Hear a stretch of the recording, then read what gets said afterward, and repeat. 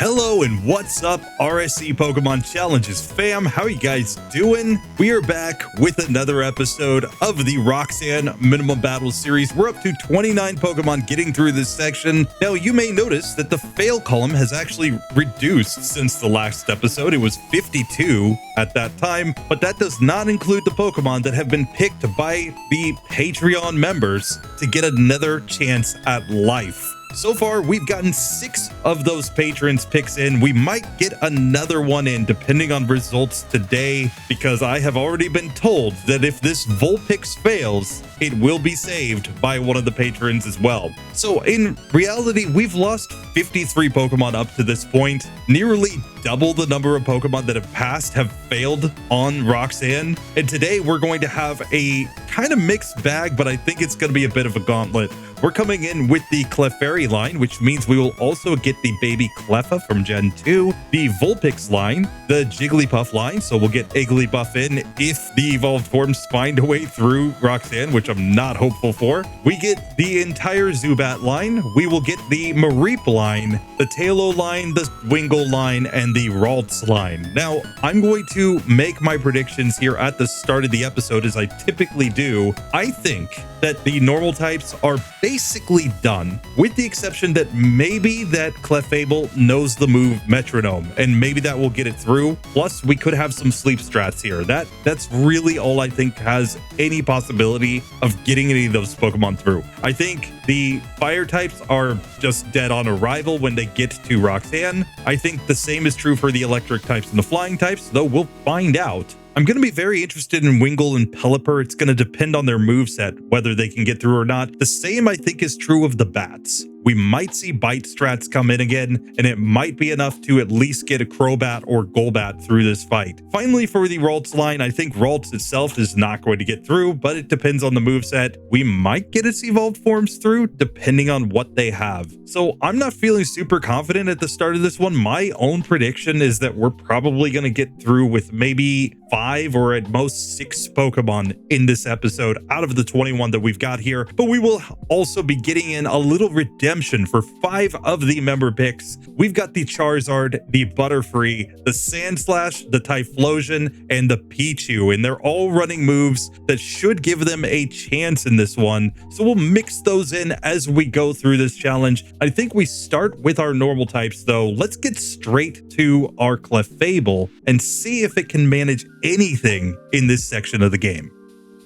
So here with Clefable, the only reason I think this Pokemon has any chance here whatsoever is because it might start the game with the move Metronome. I'm not sure about that though. I don't pre-check the movesets of these Pokemon. I'm coming in blind. So if it gets Metronome, I think it's going to be fine. If it doesn't get Metronome, I think we're getting wrecked. I don't think Sleep is going to be enough to get us through here, but we'll find out. Maybe I'm wrong. Maybe Sleep is still OP in Gen 3 like it was in the previous gens. Now, as usual, we are running on max IVs and we are running with a hardy nature on all of our Pokemon. In cases where there are multiple abilities, I may check different abilities to see how they work in this section, but generally speaking, we're just going to go with whatever ability comes first in Poke API. For now, let's go ahead and get our Clefable, which has been put into the Trico Ball that will put us up against the Torchic line later on when they get their fighting type moves. Let's just see how this goes. Clefable is coming in knowing Metronome, and it's got Sing and Minimize. I think we've got this one in the bag. I'm going to just double slap here on the Zigzagoon. Since it is the same type move, even though it's not great, it will get us through that fight. Now I think we're going straight on to the May fight, where I don't think we're going to have too much issue, but let's just see if we can get the Metronome moves, or maybe it's just better to double slap there. Honestly, I think either could work, but let's just see. So May attempt number 1 right here. Let's just go Slap Slappy on this one. And yeah, the 3-hit double slap does more than enough damage that we're going to get through this just fine. So just like that, May goes down. We get to level 6. We are in the fast level up group, so that's kind of good. We will at least get to level 9 going into the fight against Roxanne. You'd still prefer the medium slow level up group at this point in the game. I'm not sure about the erratic and fluctuating level of groups, what they will get to yet, since we haven't seen any of those Pokemon. I think at worst, every Pokemon will go into Roxanne at level 7, and maybe at best you get to level 11 with something, but I think that's basically the range. You're typically going to be level 8 to 10 when you're actually getting to Roxanne. Now, I don't expect any real trouble until we get to Hiker Devon, so I'm just gonna take out these Puchitas nice and easy, and let's just see how the Hiker Devon fight goes with this Clefable. So here against Hiker Devon, we're going to lead off with a couple of minimize just to reduce his accuracy against us. And then I'm going to go for the metronome, and let's just see what we get here. We're basically looking for any move that it will at least be neutrally effective. We get a critical hit Skull Bash that actually did decent damage, but we're really looking for something that is going to be super effective here. We get tackled once. We managed to go reversal after that. It's just defense curling against us. Now Luster Pulse does take the first Geodude down. We get to level 8 as we get to the second Geodude. Let's stick with the metronome, and we go self-destruct and lose because we're not able to win a tie in the world of Pokemon. So we're going to have to try this one again. At the very least, Double Slap is probably doing 1 damage per hit, so it will, I think, eventually get us through. It's just not going to be great. It's just easier to get through here if we get good metronomes. This time we get Poison Fang though, and I think that's perfectly fine to now just Double Slap, since we can just let the Toxic slowly take this opponent down. And of course, we also have the cute Charm ability that can force our opponent, when they make contact with us, to become infatuated and not be able to move. So we've got a lot of cheese with this Pokemon that might make this possible. Second Geodude comes out, we use Barrier turn 1. Now we get Twin Needle. Still not a great move, but we are at least doing something. Rain Dance comes in. We once again get the infatuation after the Geodude tackles us. We can use Superpower, and that finally is enough to knock that opponent out. So we get through Devon. Obviously, Roxanne's going to come down to what exactly we get from Metronome. If we get good Metronomes, we're going to be great. If we get bad Metronomes, we're going to get wrecked. Still, the infatuation is interesting because of the fact that it could buy us extra turns. We can also go for the max evasion at the start of the fight, and we can put opponents to sleep to set up that max evasion. So I think we're going to have enough cheese here to eventually get through. I should note about evasion strats. I allow evasion strats in my runs if and only if a Pokemon learns the move naturally. If we have to learn it via double team as a TM, that is banned. We are not going to do that in the second half of this run, but I will not stop a Pokemon from using a move that's on its legit moveset. So just keep that in mind as we go through this one. I am allowing minimize spam here because it's on the level up moveset of the Pokemon, but we will not be going double team TMs later on in this challenge.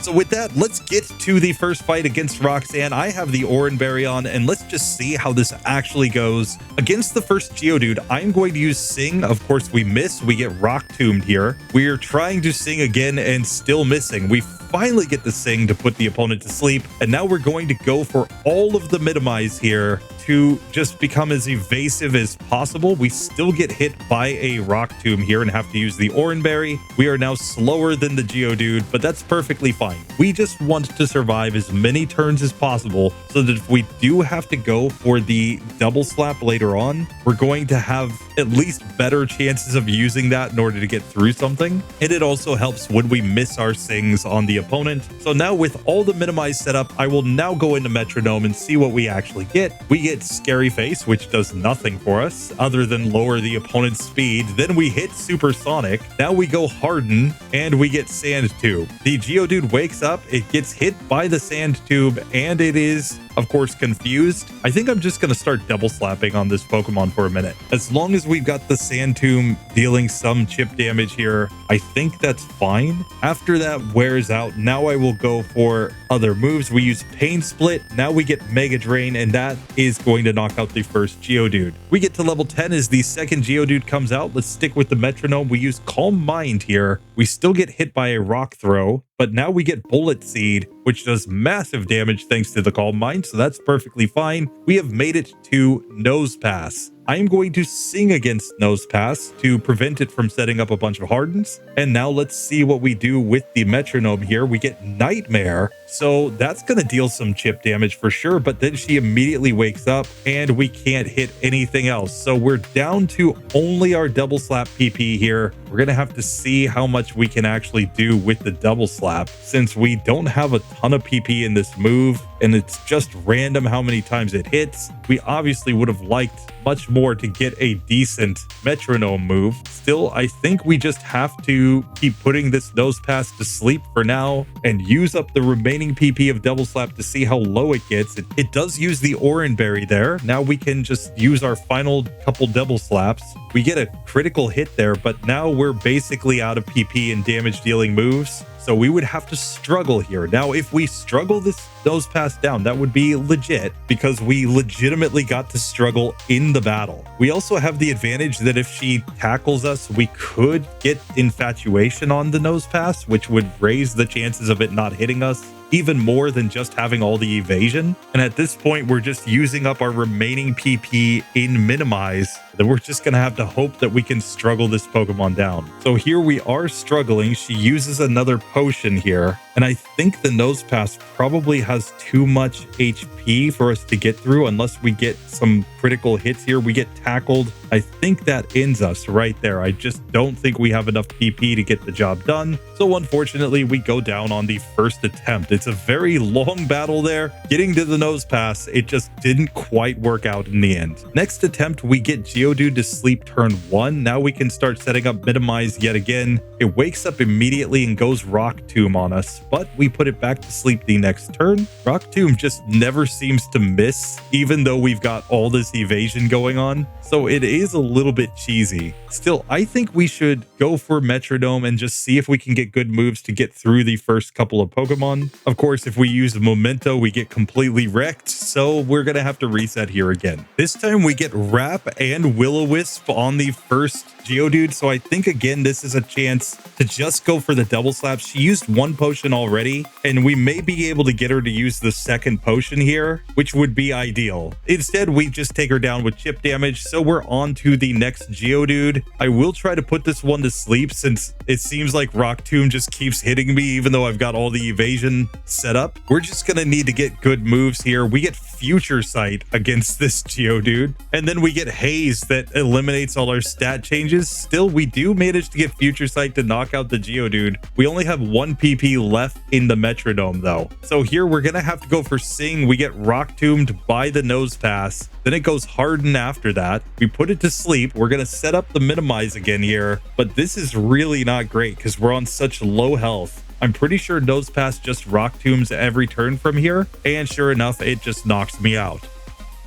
A few attempts later, we do get back to Nose Pass, but we used Outrage in order to get here, and we're now confused with only 8 HP remaining, so it's going to be very questionable if we can actually do anything. We try to use Roar, that doesn't work. Then we hit ourselves in confusion. Then we use Sing with Metronome. So this is our last Metronome PP, and we get Fury Cutter, which is not going to deal enough damage. So we're going to have to go for the Double Slap here. And of course, we get tackled down. So the next attempt, we get back to Nose Pass. We use Dynamic Punch twice on the Geodudes. So I didn't actually set up any evasion earlier on in the fight. I figured I would just try to get through with Metronome strats first to see if I can even get to Nose Pass. And then here we can definitely put this Pokemon to sleep and just start setting up our Minimize, since it's very likely to go Block and Harden at the start of the fight, as long as we're already slower than Nose Pass, which we are in this case. We've already taken 1 Rock Tomb, and that's enough. Now, I will Sing to put Nose Pass to sleep because that will make more moves available via Metronome, at least. We end up using Recover via Metronome. We still have the Oran Berry on as well. We just need an actually effective move to come out. We miss Fury Swipes, and now we get Outrage. Outrage might actually help because it's doing pretty decent damage, though the first one was a crit. Now we get confused, and of course Roxanne still has a couple of potions for this nose pass because of the way that everything worked out with the Geodudes before this. So we are going to have to put it to sleep, start slapping, and just hope that we can manage to get through here. We really want 5-hit double slaps here. And of course, double slap can miss a decent percentage of the time. So I'm still going to try to keep Nose Pass asleep as we go through this.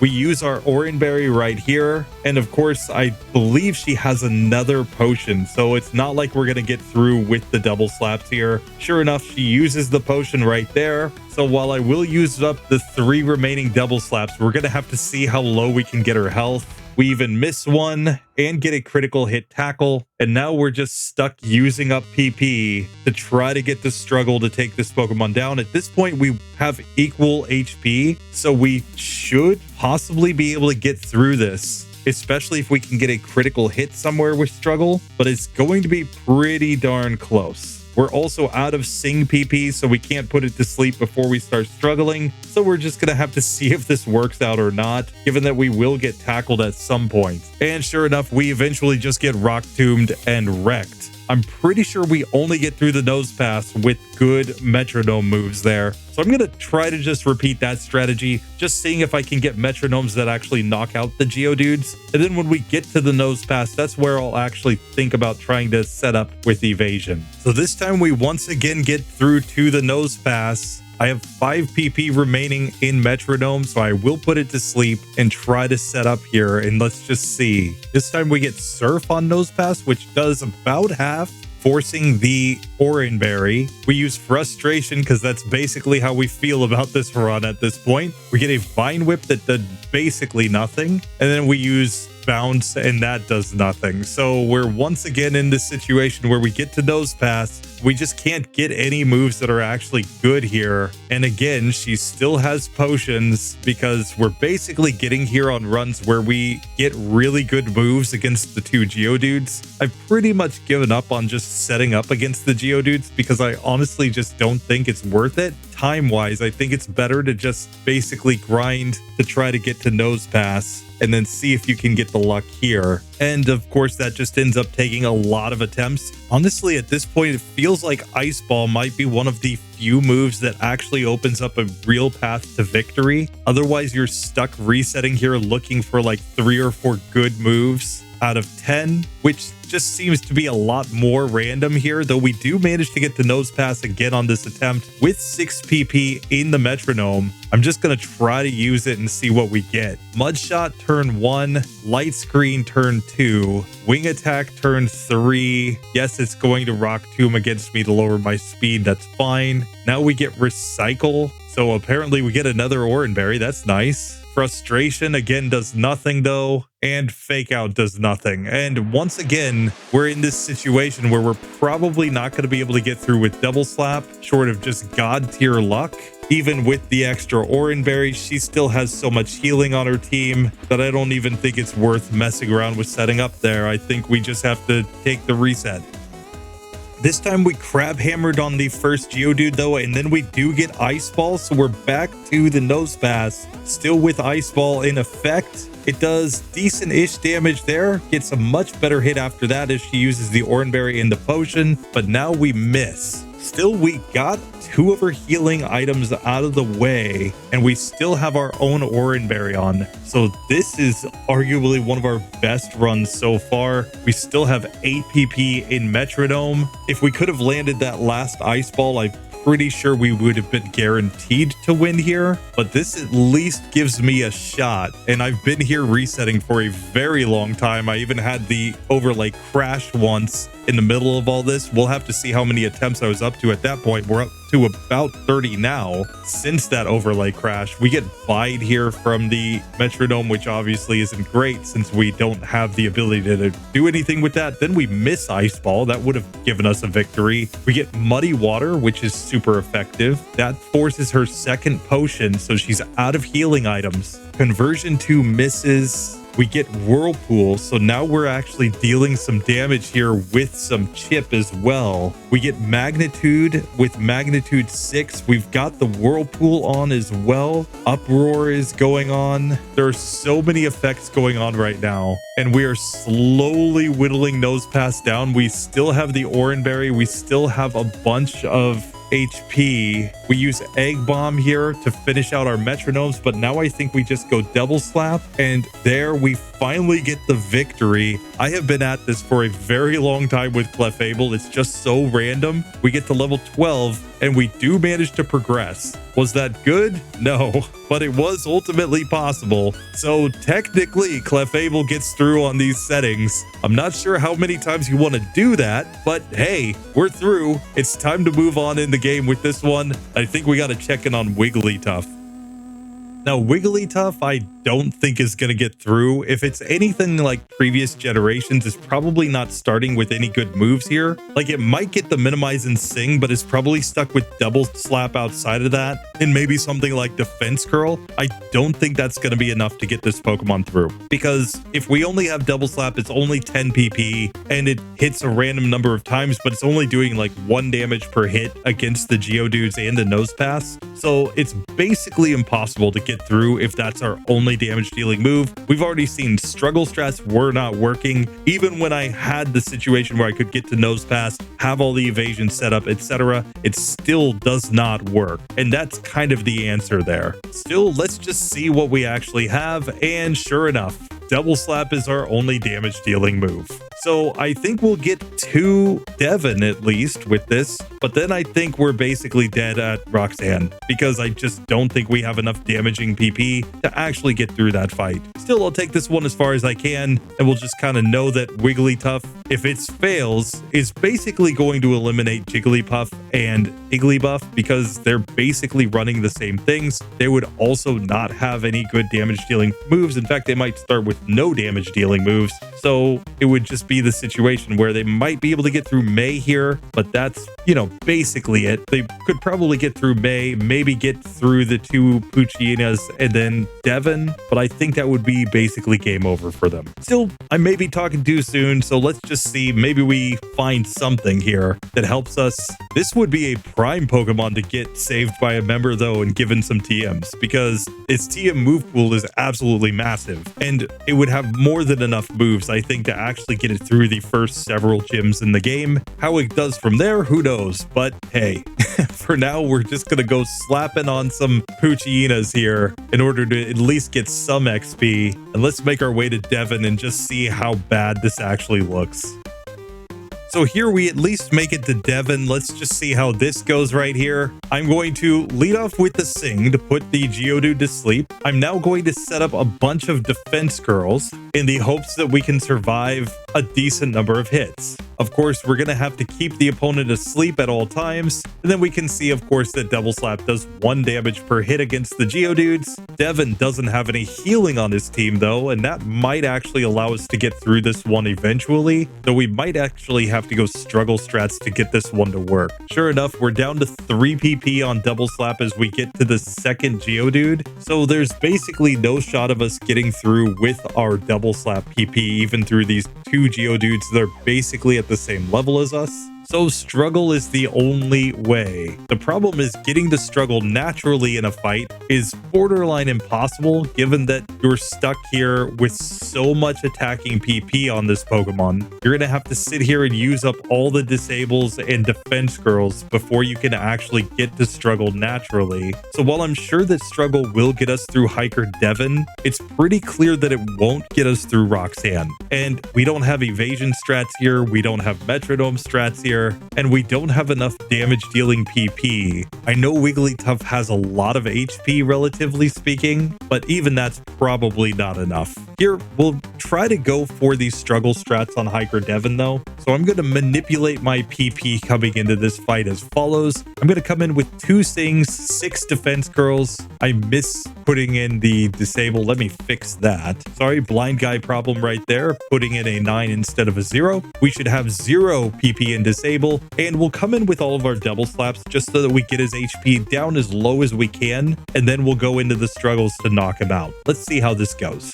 So I will sing on the first Geodude and start setting up the defense girls. I just gave myself 2 sings so that hopefully we take fewer hits as we get everything set up. We'll make sure to have 6 defense girls just in case. We missed the second sing, of course. But here we'll get the defense girls set up, and now it's time to just spam the double slap and see how this actually goes. I'm going to use some speed up here since we basically already know we're losing this fight. We will once again get through the first Geodude with the double slaps. So we only had 2 left for the second Geodude. Now we're to struggle. And because we've got lots of HP, I think we're getting through this one. We even get the infatuation from the Q charm. So we managed to win and get to level 9. Still, I think that's basically as far as this Pokemon goes in this one. I just don't think there's much chance that we're actually going to get through Roxanne here. Still, maybe I'll be proven wrong. So let's come in here with an Oranberry on, and I'm going to manipulate my PP again. I'm going to give myself 10 double slaps, and we'll put that together with having 4 PP in Sing just so that we can put things to sleep, and 6 PP in Defense Curl so we can get our defenses as high as possible. Let's see how this goes. Now we are still faster than the first Geodude, so I'm going to sing here. I think we reset if we miss the sing. I think that's just the simple logic here. We need to put it to sleep turn 1. Then once it's asleep, we'll start setting up the defense girls here so that we take less damage. Of course, it wakes up immediately. We see it did massive damage with the Rock Tomb, and we're missing all the sings, so we don't even get the free setup here. But that basically tells us all we need to know. We have such low defense that we are absolutely getting wrecked by the Rock Tomb. And if we can't stand up to Rock Tomb here, like, how are we supposed to get through this fight? Sure, we can set up all the defense girls here, but now we know that the double slap is doing basically nothing. And I'll use a little bit of speed up just to see how far we actually get. But we can see, like, Rock Throw's still doing like 5 damage per hit to us when it hits, and we don't have any way to boost evasion, so we're still going to take those hits pretty frequently. So we're simply getting knocked out pretty easily by Roxanne here. I think we can pretty reliably say that Wigglytuff doesn't get through. And since the Jigglypuff line has never gotten something like Metronome on its moveset that would allow it to get through, I think we can pretty safely just eliminate Jigglypuff and Igglybuff here. Basically just because we know that they're not going to have a way to get through this fight. They're likely not going to have enough PP. They might get Pound instead of Double Slap, but even then they're going to be doing so little damage and they have such little defense and no evasion strats. So there's just simply no way that they actually get Roxanne into a range where they can knock her out. So I'm eliminating those Pokemon. Tell me in the comments if you think I'm wrong. But with that, we're going to move on now to Clefairy because technically its evolved form got through. I don't think it gets Metronome though, so it's probably getting wrecked as well. Let's see. So here, Clefairy is going to start off with a moveset of Pound, Growl, and Encore. That could be kind of interesting in that we could force our opponents to keep using the same moves. Looks like we get Sing at level 9, so we would get it before we go into the fight against Roxanne. I don't think it's going to be enough, though. I'm pretty sure we're just getting wrecked here. Still, let's see how far we can actually get, starting with our rival on Route 103. May's going to lead off with her Torchic, of course. I'm just going to Pound. We have a same type attack bonus here, so we are going to do a lot more damage than we're getting from scratch, so that's a very easy fight. And I think this is going to be perfectly fine to get us through to Hiker Devon. Hiker Devon's probably the wall in this one. So here against Hiker Devon, we can go Growl first to reduce his attack stat. If he uses Mud Sport, we can even go Encore to just force him to keep using that move. And we can go Pound here, where we're typically doing 1 damage. A crit did 3 damage. We're just Encoring because we want him to keep using non-damage dealing moves here. So let's just force him to do that so that we get the best chance possible to try to pound these Pokemon down. So it turns out that we can get through the first of the Geodudes here. We have about 15 PP remaining in Pound at this point. I'm going to go for Growl a bunch of times on the second Geodude, and when it goes Mud Sport, I'll once again Encore on that move, just to force it to keep using that as many turns as possible, while I just set up a bunch of Growls to reduce this opponent's defense. After that, I will go into Pound, just hoping that I can get enough turns. We have gotten the Infatuation thanks to the Q Charm, and we get a nice critical hit there, but I think we need another crit at least in order to get this one to go. sure enough, we got it down to red health, but we're out of PP at this point in our damage dealing move, and we have to use up 30 growls in order to actually win with 2 HP remaining. So pretty clearly that wasn't going to work. Struggle probably does get us through this fight, but again, is it going to be enough to get us through Roxanne? I honestly doubt it, but let's just see. So I think the solution is just to come in with less PP in the move Growl. So that's what I'm going to do. I'm going to set up 3 growls on each of the Geodudes just to get their damage output down as much as I can. We'll use Encore in order to get as many Mud Sports as possible, and then just start pounding. And then when we see that it's about to use its last defense curl, we'll also go for the Encore there. So of course we get through the first Geodude. We get to the second Geodude with less pound PP this time, but we'll again set up the 3 growls here just to get the damage output down as low as we can and go into pound after that. We once again get Cute Charm to activate, so we do get the ability to stop our opponent from using any damage dealing moves for some turns, and we can use Encore to force a whole bunch of defense curls as we slowly use up our remaining pound PP. I'm just going to speed through this as quick as I can, and now as we get it down to about a quarter, we can go into struggle here, and we've got enough HP that on this one we do in fact manage to get through. We level up, we learn Sing. That's kind of nice. Encore might do something for us here, though I don't think it's going to be great. Let's just see. Maybe it gives us some sort of strategy against Roxanne. I think we want to go into this fight again with some manipulated PP though. I don't think we want all of the growls. So you would be going up against wild Pokemon to use up Growl outside of battle. So technically this is a struggle Pokemon. So I'm going to go in with 6 growls. I'm going to go in with all of the Encore PP and all of the Sing and Pound PP. Let's just see how this goes against Roxanne.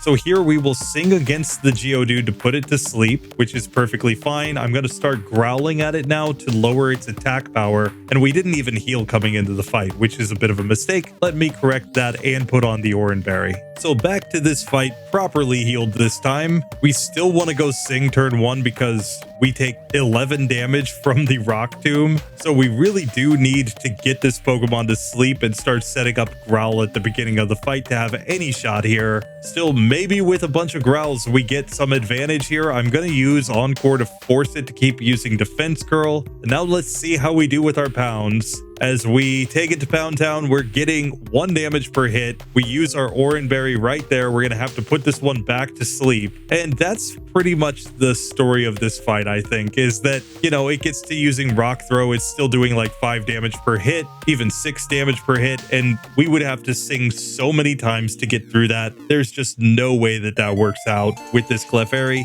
I think we can eliminate it right here.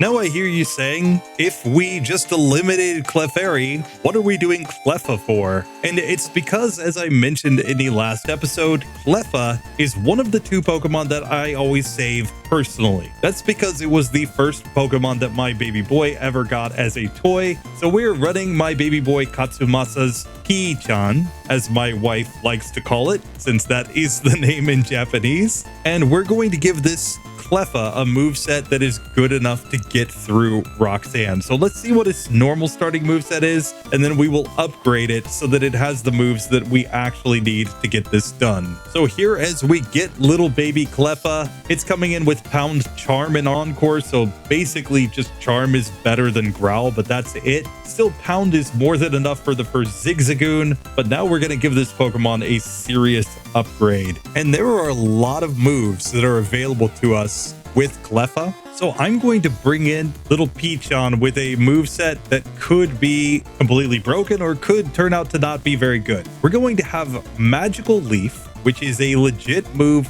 from Fire Red and Leaf Green. We're going to have Sing to put opponents to sleep, and then we're going to have 2 Sing dependent moves, Nightmare and Dream Eater. However, I think Dream Eater with the Sing might be enough to get us through Brawly, and Nightmare plus some healing in battle might actually be enough to get this Pokemon to progress. We'll just have to see. I don't think we really want to rely on its attacking stats too much as we go through the run, but I think this moveset will be good enough to get us through this section of the game. Let's just see if that's the case though, and we may need to make some moveset changes going forward, but this is going to be my starting baseline moveset, kind of based on things that I've seen in Gen 2 with Cleffa, but we'll see if it works out in Gen 3 or not. First things first, of course, we've got to take on the Torchic, where my strategy is simple. I'm going to try to sing at this Torchic. We finally get it to sleep. We're going to Nightmare the Torchic so that it takes chip damage, and we're going to use Dream Eater to deal as much damage as possible, recovering HP. So Torchic eventually wakes up, but now we can probably go Magical Leaf and eventually knock this one out. Sure enough, we can. So we get through May on the first attempt with my son's little baby Cleffa. Still, I'm sure this Pokemon hits a wall somewhere because I don't think Gen 3 AI could possibly be as bad as Gen 2 AI letting this Pokemon get through, but we'll just have to see. Maybe it turns out that little baby Clef is actually completely broken. Here, I will sing against this Poochyena and just go for Magical Leaf. I think it's the best play here. We can see it does about half. We get a Howl, and then we just knock the Poochyena out from there. And if we can just manage to hit some Magical Leaf on the Roxanne fight, I think we're going to have a decent chance of progressing here. Otherwise, we can go for Sleep plus Nightmare, Sleep plus Dream Eater to heal up, etc. So I'm just going to try this and see how it actually goes. Now, it is pretty clear that we have to put things to sleep with this Cleffa, though, because even when we get Infatuation, which is nice, we're not dealing a ton of damage, for example, against these Poochyenas. Nightmare probably does more damage than Magical Leaf does against these Pokemon. Still, we can manage to get through on the second attempt there against that Team Aqua Grunt, so we do manage to progress in the game with little baby Clef. And now it's time to make our way off towards Devon, where I think we've got a super easy victory because I think Magical Leaf is just going to be too strong for the Geodudes. So then we're just going to have to see if it's enough for Roxanne herself. So let's take on Devon with our Cleffa and just see. We go Magical Leaf turn 1 and get a one-hit KO on the first Geodude. We get to level 9. We can go Magical Leaf on the second Geodude, also getting a nice, easy victory as we get to level 9 there. So with that, we're ready to make our way to Roxanne. I think this is going to be perfectly fine with little Clef, but let's just see if Peachon has enough to get my son through the first gym. I will give the Oranberry here as I take my first shot at Roxanne. So Roxanne attempt number 1. Let's just go Magical Leaf on the Geodude. We're already slower, so it just goes Defense Curl. We can see this move is a 2-hit KO, but that forces a potion, so that's perfect. We get to the second Geodude, which is actually slower than us, so this is why I'm going Sing here. We'll then go Magical Leaf, and we get the 1-hit KO. We get to level 11 as the Nose Pass comes out. We are slower than this Pokemon, so it just goes hard in turn 1. I am going for Sing here because I want to go for Nightmare followed by Magical Leaf. I just want the Nightmare to do as much chip damage as possible. We know she has one more potion. Magical Leaf with a crit does a lot of damage though. She Oranberries. She goes for the potion here, and we're getting enough chip damage, I think, that we're going to get through this. We get tackled, but I don't think that's going to be enough. Sure enough, we beat Roxanne on the first attempt with a little Cleffa using Magical Leaf. The fact that that move is available in Fire Red and Leaf Green, I think makes this pretty legit as at least a Pokemon that's being saved by somebody. And now it's on to Watson and Brawly for this one. So at least little Cleffa with a bunch of stronger moves does manage to progress in the game. So coming back to our results so far, we can see we're up to 30 Pokemon getting through this section. 51 have failed, but that's not including the 7 Pokemon that have been saved, including the little Cleffa saved by yours truly. And yeah, this isn't really looking great so far. Still, now it's time to get into another brutal section. We're going to look at some fire types. We're going to start off with the Ninetales. But as mentioned, if Ninetales fails or if Vulpix fails, one of the channel members has already put dibs on the Vulpix. So the Vulpix will get run no matter what. And we've also got 2 fire type member picks in Charizard and Typhlosion. So I think we get all of our fire types out right here. Let's just see how they go. So next in comes So next up comes Ninetales, a Pokemon with really good speed and special defense, and kind of middling high stats and everything else. We're going to have to see how this goes because the high speed actually works against us here. We're going to take more Rock Tombs because of that setup. So I'm really not confident that this Pokemon's getting through. Of course, we'll get it in the Torchic Ball and just see what its starting moveset is. If it has something like Confuse Ray, there could at least be some chance, though I think it's probably a negligible one in this one. Burns could also help us here, but I'm not sure if we're going to get enough of them. Since after all, if we've got something like Ember, it's only going to be 10% to burn, so I really don't think it's going to deal enough damage. Still, we will get our Ninetales and just see as we come up against the Zigzagoon. Sure enough, we've got Ember, Quick Attack, Confuse Ray, and Safeguard. I think Ember is the play right here. We get an easy one-hit KO. We shouldn't have any issues with the Mudkip. I think we're just going to use Quick Attack to take it down. But then the questions start with Devon. I'm really interested to see how we do against the Hiker, given that we do have decent special attack, but certainly not enough that you're going to think that this is a world beater. So here against May's Mudkip, I will use Confuse Ray once since it's guaranteed to hit, gives us at least the chance to get some chip damage. Now the Quick Attack is doing enough that I think we're going to be able to get through pretty easily here. It still takes 4 hits even after it hit itself once in confusion, but we do get through that fight nice and easy. The Poochyenas are not what I'm worried about in this one. Let's get straight to our first fight against a rock type. So here as we make our way against Hiker Devon, we're ready to see how it goes against a rock type with this Ninetales. I confuse it first. It goes for Mud Sport. That's perfectly fine. We can now go Ember, and against this Geodude, it did 5 damage. Then it hit itself in confusion for 3 damage. Still, we can see that we definitely need the Confuse Ray on in order to get more chip damage here. And if we're only dealing 5 damage against a Geodude that's pretty close in level to us, that makes it pretty clear that we're not going to be able to get through Roxanne's Geodudes very well. We would almost certainly need burns in this case to have any shot whatsoever. We're also going to have to confuse them every single turn and hope that they get like a ridiculous number of turns hitting themselves in confusion, or using something like Defense Curl to give us a chance to get through. Still, we managed to get through Devon on the first attempt with about half of our health remaining, so maybe, just maybe, we have enough defense to make a difference here. I'm not feeling super confident, but who knows? Let's just see. Now, of course, our ability Flash Fire doesn't help us here because we're not going to get hit by any fire type moves. And at least according to the data that I have, that is the only ability for this Pokemon. So we don't have the option to get like a different ability to help us out. I'm going to give the Oran Berry here and just see if I can make this work somehow, but I'm not feeling confident.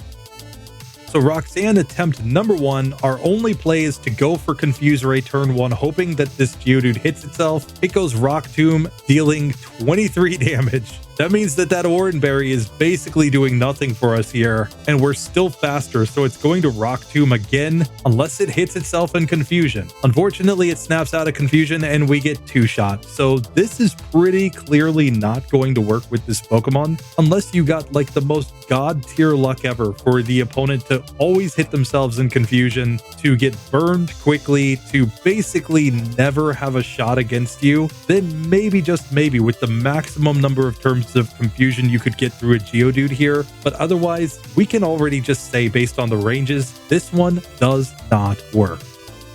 But that brings us to another fire type. We're coming in with Avongarde's Avonzarde, a fire flying type which has been given access to a couple of much better moves. We have replaced Growl and Smokescreen with Dragon Rage and Swords Dance. Dragon Rage, I think, is the solution here against Roxanne, since this will be a fixed damage move, and Swords Dance should help us later on in the run. Whenever we get access to a decent physical move, we can use Swords Dance to boost its power until we're able to knock out the Pokemon in front of us. In the near term, the next physical move we would learn via level up is Rage at level 20. We could always go Cut if we really desperately need a move in the next section, so we'll simply have to see what physical moves become available to us, but that is a strategy as we go through this. Now, for now, we're sticking with the hardy nature, but that is open for Avongarde to change if they so choose. And we are running a female Charizard because people mentioned before, basically all the Pokemon have been been set to female. That's just how I made the ROM hack, but that could have some effects on some attract strats later on in the run. So we'll just kind of have to see. But for now, Avongarde, let's see how your upgraded Charizard does in the Roxanne fight. So as we come into this one, we are going to see that the first Geodude has less than 40 HP. So all we need to do is go for a Dragon Rage there, and that is a one-hit KO. We get to level 11 as the second Geodude comes out. Dragon Rage again completely destroys it, and now we're up against Nosepass. But conveniently, Nosepass only has 37 HP. That means if you ever have Dragon Rage here, it would be a guaranteed one-hit KO fest. None of her healing matters, none of her other strategies matter. We will not learn Smokescreen in this one. Let's go with the all-out power of this Charizard. And just like that, it turns out that you only actually need one move to get through this section, which could be passed down via breeding. Since it is on the level up learn set of the Charizard, you would simply need to get that set up. And of course, while Swords Dance is available via breeding, it is also a move tutor move in Gen 3. So there would be plenty of opportunities to get that move on your Charizard after you had bred it from a Charmander.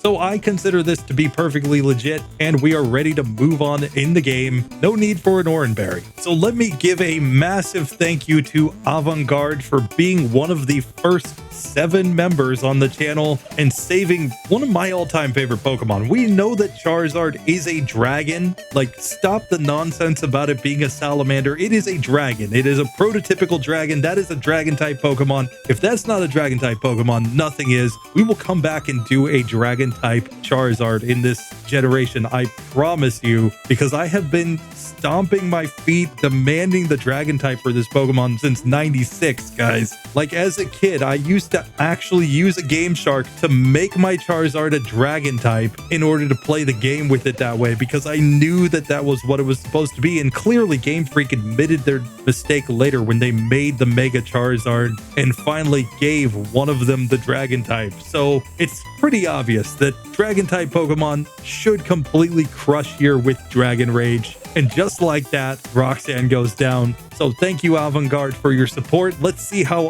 far Avonzarde gets in this challenge. It might just be a world beater at this point. But now let's check in on our next fully evolved fire type. We're going to be going to our Typhlosion that is a member pick. Let's see how it goes.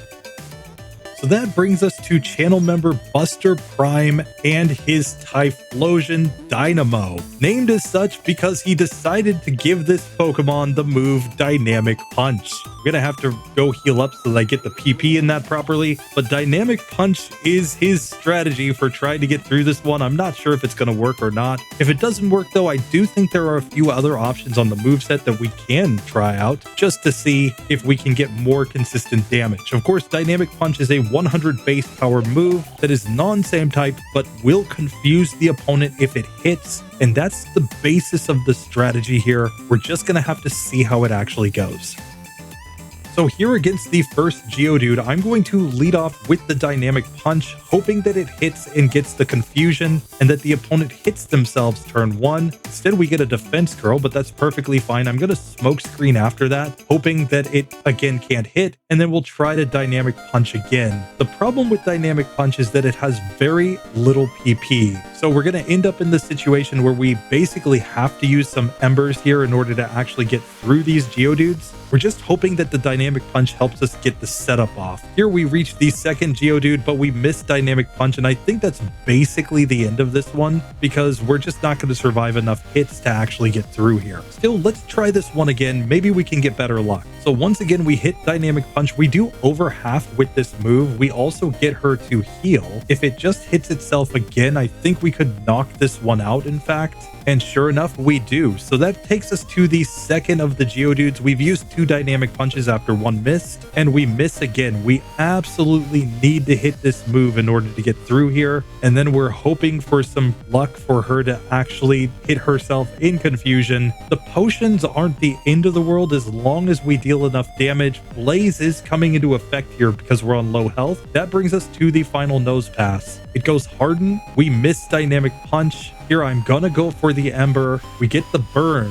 which is very nice, but now Rock Tomb simply ends me. Still, we managed to get to Nose Pass, so that gives us at least some semblance of a chance here. I think we can reset on any run where we don't land the turn 1 Dynamic Punch, which is a 50-50 shot, as we're really just hoping to buy some extra turns here. And the question is, should we go for Smokescreen or not? I think we're better off hoping for her to hit herself in Confusion at least once and then knock her out from there. Here we hit on the second Geodude as well. It misses the Rock Tomb after that, and I'm just hoping it hits itself in Confusion. Unfortunately, it doesn't, so we're going to be stuck with the Healing Loop here, but Blaze isn't in effect. We just didn't quite deal enough damage to get through the second Geodude that time. Now, I am also going to try to use some Smoke Screens to hopefully get some misses that way as well. Obviously, Rock Tomb's not perfectly accurate, and we do manage to take down the Geodude, the first Geodude, with only one Rock Tomb. The problem is that there are two Geodudes here, and by the time we get through the second one, we're on low enough health that we'll simply get knocked down by any hit. So we do need to at least land Dynamic Punch here in order to have any chance of getting through this one. You can think of it as like a 1 in 4 chance for the first turn to both hit Dynamic Punch and the opponent hits themselves in Confusion. Then you're trying to set up some Smoke Screens. Then you're trying to whittle them down. Now, if you can get perfect luck, you could also 2-shot against the Geodudes with the Dynamic Punch, and it might be possible to crit to get a one-hitter with Dynamic Punch. We'll just have to see. Again, it's about a 1 in 4 chance of hitting 2 Dynamic Punches in a row here, but with only 5 PP, it's not great to go for that strategy. Still, I honestly think that's probably the best that we've got, is to go for 4 Dynamic Punch hits in a row to knock out these Geodudes. Occasionally, when she heals with a potion, we can go Ember after that to get the KO. This time, we get the critical hit on the second Geodude, so we've made it to Nose Pass. Still with 2 Dynamic Punch PP, we hit the first one, it becomes confused, it hits itself in Confusion and uses the Oran Berry. I missed the second one, it still hits itself in Confusion. Now I think we go for the Smoke Screens, as it just goes block, since we're going to need a lot of turns here, and it's going to have to use a couple of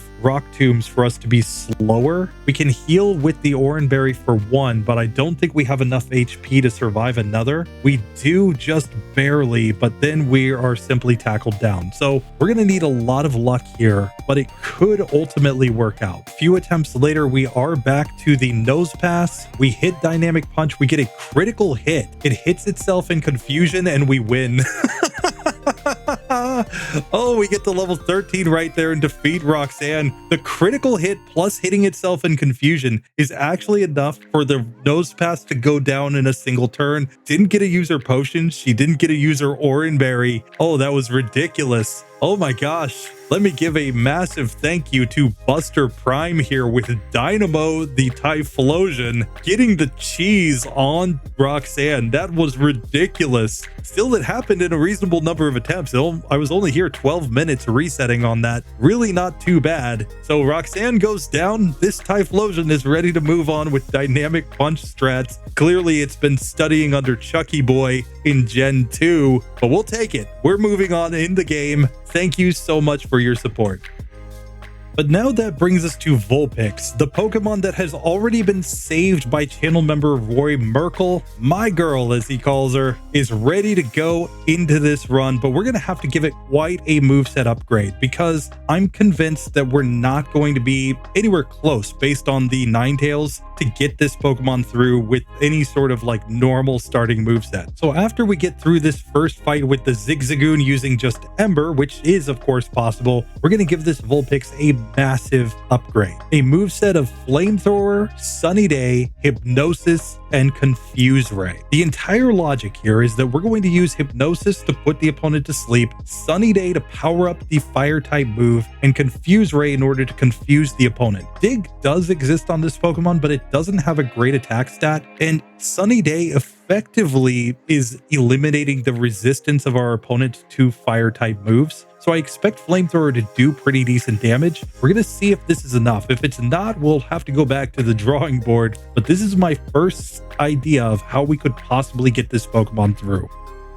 So as we come into the May fight, my strategy is going to be to go Hypnosis first. Now we will set up the Sunny Day so that it's going to be nice and strong for our Flamethrower. And we see Flamethrower is doing pretty decent damage here. We get the burn as well, which basically means that Mudkip's going down nice and easy here. And the reason we want Confuse Ray is because we can set up the situation where even when the opponent wakes up, they have a 50-50 chance of hitting themselves, which on top of just being funny because it's Big Brother strats and because the hitting yourself in confusion just won the fight for Typhlosion, it's also going to give this Pokemon a legit chance of survival when the opponent does eventually wake up. And with the Hypnosis and Confusion, we should get plenty of opportunities to set up something like Sunny Day in order to deal more damage and actually have a legit shot of progressing in the game. So I don't expect the Puccinos to be any issue. I'm going to make my way straight to Hiker Devon. Let's see how this goes. So here against Hiker Devon, we're going to lead off again with the Hypnosis here. We missed the first one. Tackle did decent damage here. We're going to have to actually land Hypnosis to set up, I think. Now we can go Sunny Day and start going into the Flamethrowers. Let's just see how much damage we do against the Geodudes. It did about half to the first one here, and that's kind of the point. The Sunlight should allow us to actually deal decent damage with a Fire-type move. We'll still have the chance to get burns as well, and as long as we're faster, we can hopefully keep opponents asleep enough turns to get the setup off. So that's going to be the strategy. We get through Devon on the first attempt. Now it's time to see about Roxanne. So Roxanne, attempt number 1, I forgot to put on the Oran Berry here, but let's just see how it goes. We go Hypnosis here against the Geodude. I'm also going to confuse it so that if it wakes up, it has a chance to hit itself. It does when it wakes up, so we'll just put it back to sleep. Now time for Sunny Day and time to start using our Flamethrower. Here we do pretty decent damage. The Geodude wakes up and does Rock Tomb us though, knocking us out from full health, which is why I don't think just Hypnosis on its own is enough. We need other moves in order to make this work, and this is not necessarily going to be a super easy fight. We might not even have any reason to have on an Oran Berry if we're just getting one shot here because we don't have great defense. Sure enough, we're just getting one hit KO'd from full health, so that doesn't really help us at all. Still, if we can keep the Geodude asleep, we might just have a chance here. We are going to need it to hit itself in confusion at least once, though. Now, I do think it's the correct order of operations to go Hypnosis first, since that's a 60% chance, whereas Confusion plus the chance for them to hit themselves in confusion on turn 1 is only a 50-50 shot. But it is asking an awful lot of luck here to get this one to actually work out. This time, she does hit herself in confusion once, and she heals with a potion. We're going to have to put the Geodude back to sleep and reset up Sunny Day here as the Geodude is sleeping, and we get it to hit itself in confusion. So we actually get through the first Geodude, we get to the second, and that means that we've got to set up the new setup of Hypnosis here. We miss, we get Rock Tombed, and that ends us right there. So we're still getting one shot by the second Geodude, which is the biggest issue for this strategy. This is just requiring massive amounts of sleep and confusion luck to get the job done. I've done some testing with confusing the Geodude first, just to see what kind of ranges we get, and it appears that even when the Geodude hits itself in confusion twice, it's not enough to get the KO here. So she generally will get the chance to use a potion on the Geodude. Still, we managed to get through that time a little bit better with a crit, bringing us back to the second Geodude, where once again we have to land Hypnosis. We get it this time. We can go for the Confuse Ray and set up Sunny Day again, hoping it stays asleep or it hits itself. It does neither, so we lose. We can, of course, also get the chance that the Geodude misses Rock Tomb, which makes this slightly better than it otherwise would be, but it's still really hard to actually get this one to go. Now, this doesn't seem to be enough to get us through the two Geodudes with this Vulpix, though. So I want to test out if Fire Blast would make any difference here in terms of the ranges. So we'll stick with Hypnosis on our moveset, but we've replaced the Confuse Ray with the Fire Blast just to see if maybe it gets us a 3-hit KO here. We might have to throw PP-ups into that move in order to actually make it work, but it might allow us to manipulate ranges a little bit. Sure enough, it looks like with Fire Blast, we can probably 3-hit KO here on the Geodude. She will use potions, of course, but in this case, we might just need a Rock Tomb miss in order to make this work. Still, after a while of testing, this it still does not seem to work to get through. So I'm going to make another moveset change in order to see if I can find something that works for this Vulpix. The entire issue here is that we're getting one-hit KOs, so we need a move that will allow us to survive the KO the turn the opponent wakes up, which will just turn this into relying on Hypnosis Lock. So let's see how this goes if we add on Substitute. The idea is simple. We still need to put the first Geodude to sleep, but once it's asleep, we'll set up Substitute, guaranteeing that we can survive a hit when it wakes up. This also brings the Oranberry into effect, since it could help us set up further substitutes later on in the fight. And at this point, we just need to keep the opponent asleep and hopefully get the substitutes set up again while the sunlight is strong, and we can use the flamethrower to whittle these opponents down. Now, of course, if they just decide to miss their moves, that's also perfectly fine, allowing us to get through to the second of the Geodudes here, where once again, the strategy is to Hypnosis and just continue to flamethrower so long as we've got the sunny day on. Of course, when the substitute gets broken, we have to immediately put the opponent back to sleep. We are faster than the Geodudes, so that's the basis for why this can work out. We're just going to have to see if we get the luck though. Still, this strategy relies heavily on getting long sleeps on the opponent in order to get it to work, so that you get plenty of turns to actually hit them with the flamethrowers while the sunny day is up. Now, the big issue here is that we don't seem to get good ranges on all of those Geodudes. So while we do make it to Nose Pass for the first time, we only had 3 PP left in Flamethrower, which makes me think that this might not be enough. At the very least, it probably needs some critical hits with the sunny day up in order to get through this team. So it might be too luck-based to sit here and reset for. I'm going to give it a decent number of attempts just to see if I can get it, but that really is the best strategy that I think I can come up with here with this Pokemon. If you think I'm missing something, definitely tell me in the comments, but there's a decent chance that even with member support, this Vulpix simply does not get through the first gym, which goes a long way to showing just how hard this fight actually is for fire types. This time we get a nice crit, getting the Geodude to really low health. That's almost certainly going to trigger a potion, but that's perfectly fine. We still have the substitute up as she missed once. This time we do make it back to the Nose Pass with a substitute and 5 PP in Flamethrower, and we've made her use both of her potions. So if we can land Hypnosis, we might have a chance here. We get hit by the Rock Tomb there, and we miss Hypnosis again, and that's basically the end. We would have to hit one of those 2 Hypnosises, set up another substitute, and then try to knock out the Nose Pass. It just didn't work out in that one. Still, we once again get to the Nose Pass here. It misses the first of its Rock Tombs, so we can put it to sleep. We're going to set up another Hypnosis here. The problem here is that we're out of sunny days, so I think we're going to have to go for attack here to see what damage we do. And even with sunny day, we're only doing 5 damage with a flamethrower, so we would need a ton of PP to get this to work. And of course, we completely get wrecked at the end.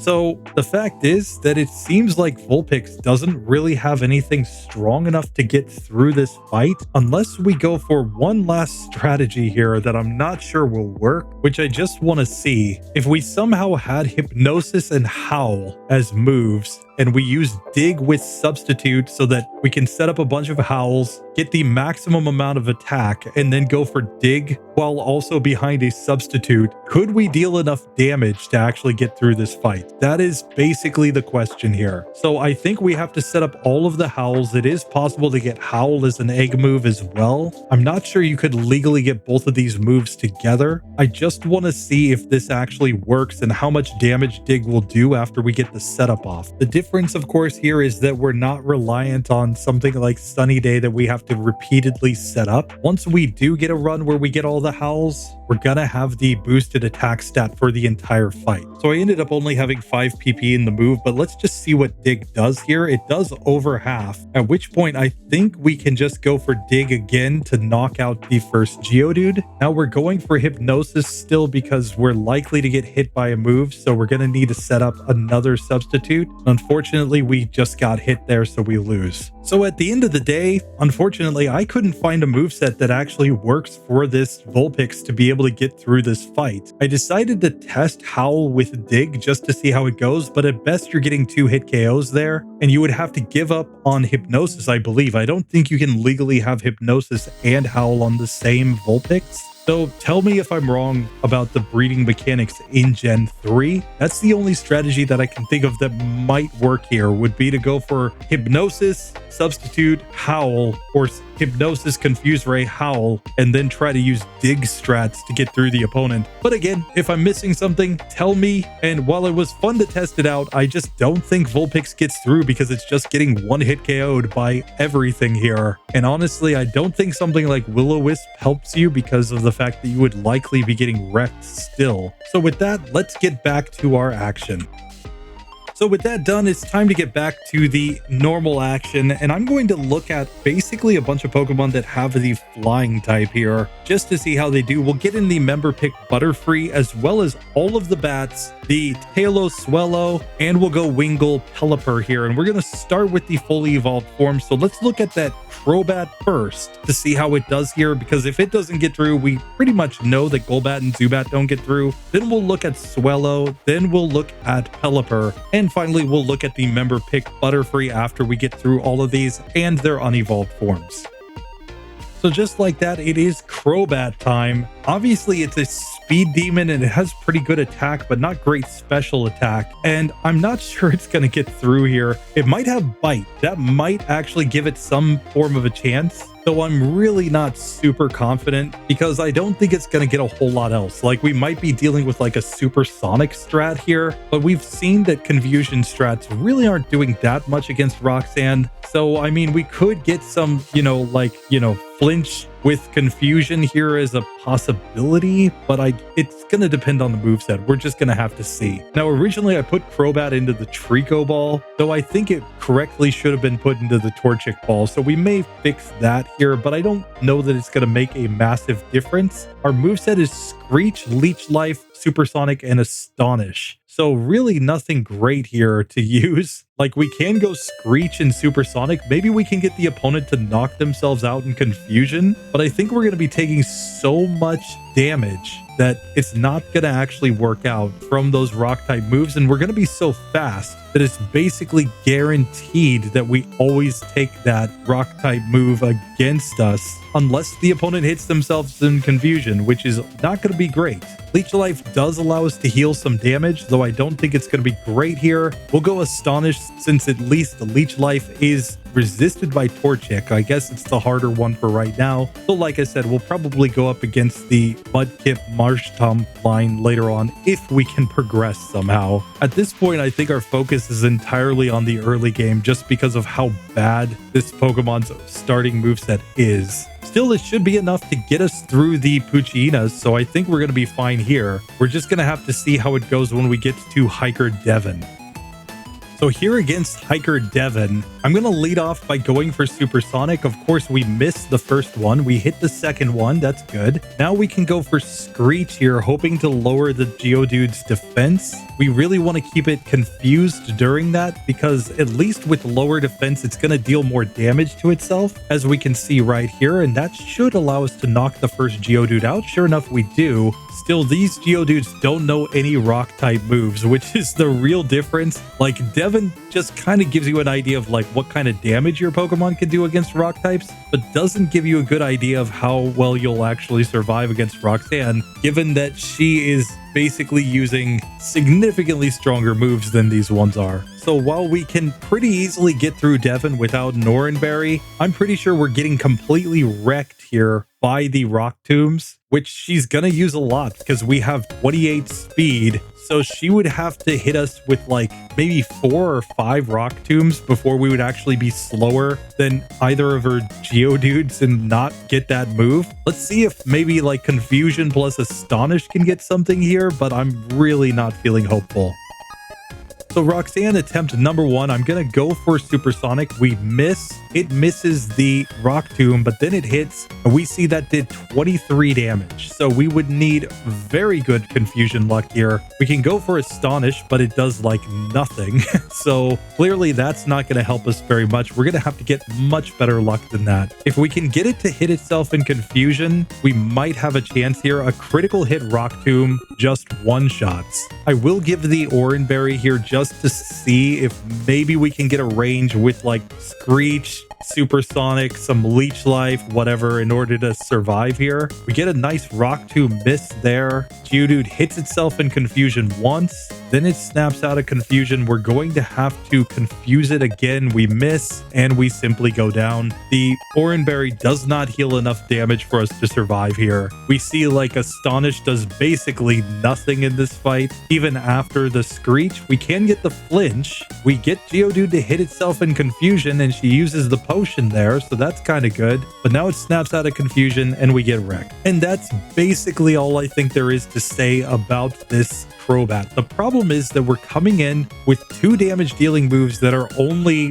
15 and 20 base power respectively. They're also not same type, and Supersonic is a pretty bad move. Don't get me wrong, if you sat here and you reset for days on end, you will get a win with this moveset eventually. And what it will come down to is Supersonic and Screech causing the Geodude to deal a lot of damage to itself in Confusion, and then somehow getting enough Astonish flinches to get through the first Geodude, get through the second Geodude, get you to that nose pass where, again, you're just going to keep doing that Supersonic, Screech, Astonish, maybe a Leech Life somewhere to get enough HP back in order to survive another Rock Tomb, but that's basically it. You're just not going to have any way of actually getting this to go. So I think that Crobat's out of there. I think we have to take Zubat and Golbat out of there too, because they're not going to be any better than this. It looks like Bite doesn't come in until level 16, and that would be the next best move that we would get with this Pokemon. So I think these ones are simply eliminated. Now, Giga Drain would give them a strategy if somebody wanted to save them though, and I'm pretty sure the Giga Drain, even though we don't have great special attack, would be pretty good because of the 4x super effectiveness. And then maybe you just need the Confusion luck on the final nose pass to get through, and then maybe the Oranberry carries you with the Crobat. That's the best I can think of though. For now, this Pokemon's out of there, and so are its unevolved forms.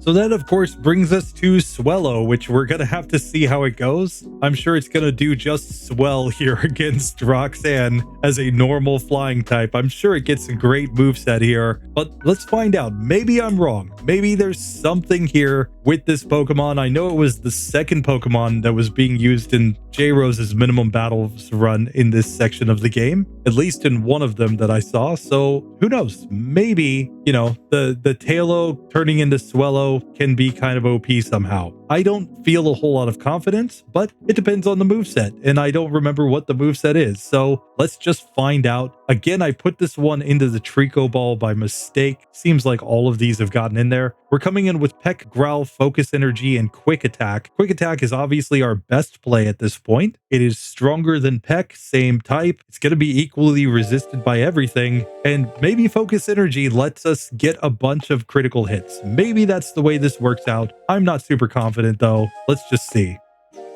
Against May, it's just a simple 3-hit KO, getting an easy victory, so I don't think we're going to have any issues until Devon. Devon's probably possible with struggle strats, but I think anything beyond that is probably not going to work out. And this is another one of those like high-speed flying Pokemon that really struggles in this Roxanne section, since she's only going to spam the Rock-type moves. If you're slower, you can maybe get her to do some defense curls or something that gives you an advantage. This is just one of those spots where the speed doesn't really help you, but it's also the typing probably getting you wrecked by 1 or at most 2 rock type moves. So here we've made it to Hiker Devon. I'm going to go Focus Energy first and then go for some growls on the Geodude just to lower its attack stat a little bit. And now go for the quick attack, and we're kind of hoping for crits here. I didn't heal coming into this fight, but I do think that Devon has the potential to go for enough bad moves that we might just be able to crit our way through this one. Obviously, it's going to be pretty tedious getting through it though. We still do manage to knock out the first Geodude and get the level up to level 9. Once again, I'll go for a couple of growls here just to lower the attack stat of the enemy Geodude and go back into the quick attacks. I think with an Oranberry and full health, we get through this one. We got very close that time. Sure enough, next attempt, we get to the second Geodude. We've got the Oranberry on. We just had to use it after it got a crit against me. But this is going to work out, and we are going to win with the quick attack strats on the next one. So that worked out fine. But again, those Geodudes don't use any rock type moves, which is basically the difference in this one. We will see tons and tons of Pokemon that can get through Devon and cannot get through Roxanne, because of the difference in moveset and the difference in healing. That just makes a massive difference on this fight. Still, we'll just see how Swellow does here. Maybe we can survive 1 or 2 hits. Let's just see. So here against Roxanne, I'm going to lead off with a growl to just lower the attack stat of the opponent. We see that it did about half with the first Rock Tomb. Now we'll focus energy and we just get 2-shot by Rock Tomb. It might be a range for us to get into the Oranberry here or not after the growl. This time we managed to survive the second Rock Tomb and use the Oranberry, but let's see what kind of damage we do. We do 3 damage. You know, a crit can do more than that, but we're still basically getting wrecked, and that is all we really need to know. Now, somebody did mention that we should at least try a Guts strat here with a Pokemon that has the Guts ability going in with a status. So just for that reason, I will poison Swellow and go into this just to see how much more damage we do when we have Guts. So I'm going to go for the focus energy first, and now I'm just going to see what we do with quick attack with Guts. We do 4 damage. And that's kind of the point there. Like, Guts, yes, it could be interesting, but when you're dealing with these fairly weak normal type moves against these Geodudes, it's not going to make that much of a difference. You're going from 3 damage to 4 damage because of rounding. So while, you know, Guts could be interesting if we had a stronger move, we're just not going to have that amount of power here. So Swellow is unfortunately out of there, and that means Tailow's out of there too. So that's going to bring us to Pelipper, a Pokemon that seems much slower, more defensive, and focused on special attacks. So let's see if we get any same type water moves here at the start. If we do, we have a decent chance of getting through. If we don't, I think we're getting wrecked. Still, the higher defense could help us, as well as the lower speed compared to a lot of these flying types. I think those are actually advantages for this Pokemon, so that should at least help us a little bit here as we go through this. Now, I put this one into the Mudkip ball on the basis that it is a water type, but it might be better off in the Torchic ball going up against the Mudkip line in the long run, since there would be no super effective damage there with any stab. We'll just have to see. I may change that later. For now, we are coming in with Water Gun and Wing Attack, a much better moveset than what we were just seeing with Swellow. So this might actually work just fine. The Water Gun deals with the rock types. The Wing Attack is a much better stab move early on. So I think we're going to get a pretty big advantage here. Let's just see. So we will change May to have the Mudkip here instead, just to see how we do. Of course, Wing Attack is the strongest move. It's going to be an easy 3-hit KO. It just would have been even stronger against the Trico, which is why I think it's fair to change that up. And that should be the best rival for us to go up against with this one, since after all, we'll end up in the situation where at least none of our stab is super effective, as it would be against either the Torchic or the Trico lines. Still, with that done, I don't expect to have any issues until we get to the gym, so let's just make our way straight to Roxanne. Now, even via level up, we can learn the move Supersonic. I'm going to learn this over Growl, just because I think that this might give us another strategy for getting through tough opponents. I don't think we'll need it in this section, but it may come in handy somewhere later on. In fact, it's probably the only potential strategy that we'll have against Watson when we get there. I expect this Pokemon gets completely wrecked in that gym. So now as we come into the Rustboro gym, the the real question is, does our stab with the water gun outweigh the stab that they're going to be using against us with the rock tombs? We're going to give an Oran Berry and get into this to find out. I think we'll one-shot against the two Geodudes. We will not likely one-shot against that Nose Pass, which is where we'll need this Supersonic, I think, to help us out. Let's just see how this goes.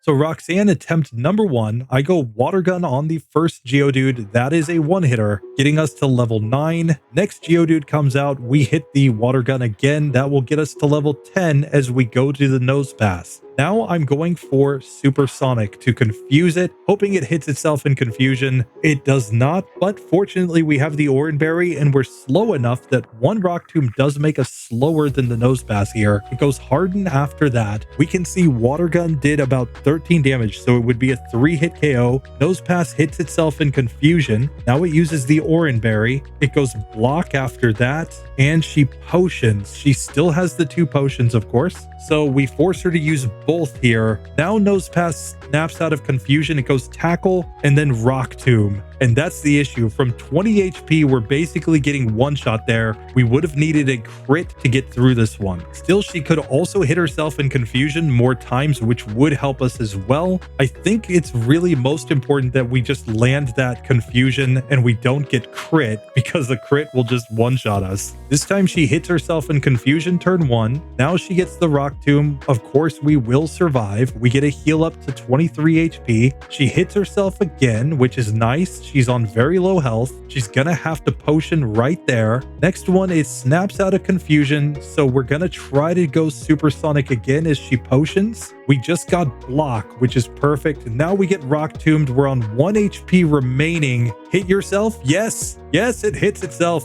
Oh, and there we go. Pelipper gets through. Oh, only a couple attempts to get through Roxanne. They're really not too bad. Yeah, it turns out that Big Brother strats are kind of OP in the right situations, but you do need a little bit of luck to get them to actually hit themselves so that you get the chance to get through. Still, with that done, we are now ready to move on to Wingull and see how it goes. We have at least gotten Pelipper through. So at least something is getting through out of these flying types. Let's see if Wingull stands any chance, though. If it doesn't have Water Gun on the starting moveset, I think it gets wrecked.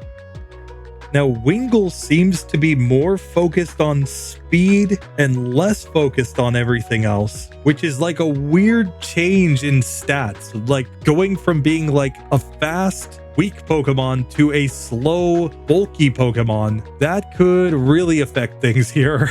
That makes me think Wingull has no chance, because we're probably getting one-hit KO'd, if I have to guess, in this section of the game when we get to Roxanne. Even if we've got the Water Gun, I'm just not sure it will be enough. Maybe with Confusion strats we can get something, but we have nowhere near the special attack of our evolved form, which pretty much has me convinced that this isn't going to work out. So here with our Wingull, we do come in knowing Water Gun at least, so we can use that. I'm going to go up against Trico here, since at least it will resist our starting move. So it's technically the hardest of the May 1 fights, though Mudkip's line would be harder later on. Or I guess Mudkip resists our move too, though, doesn't it? So we may as well go up against Mudkip here and just see how this goes.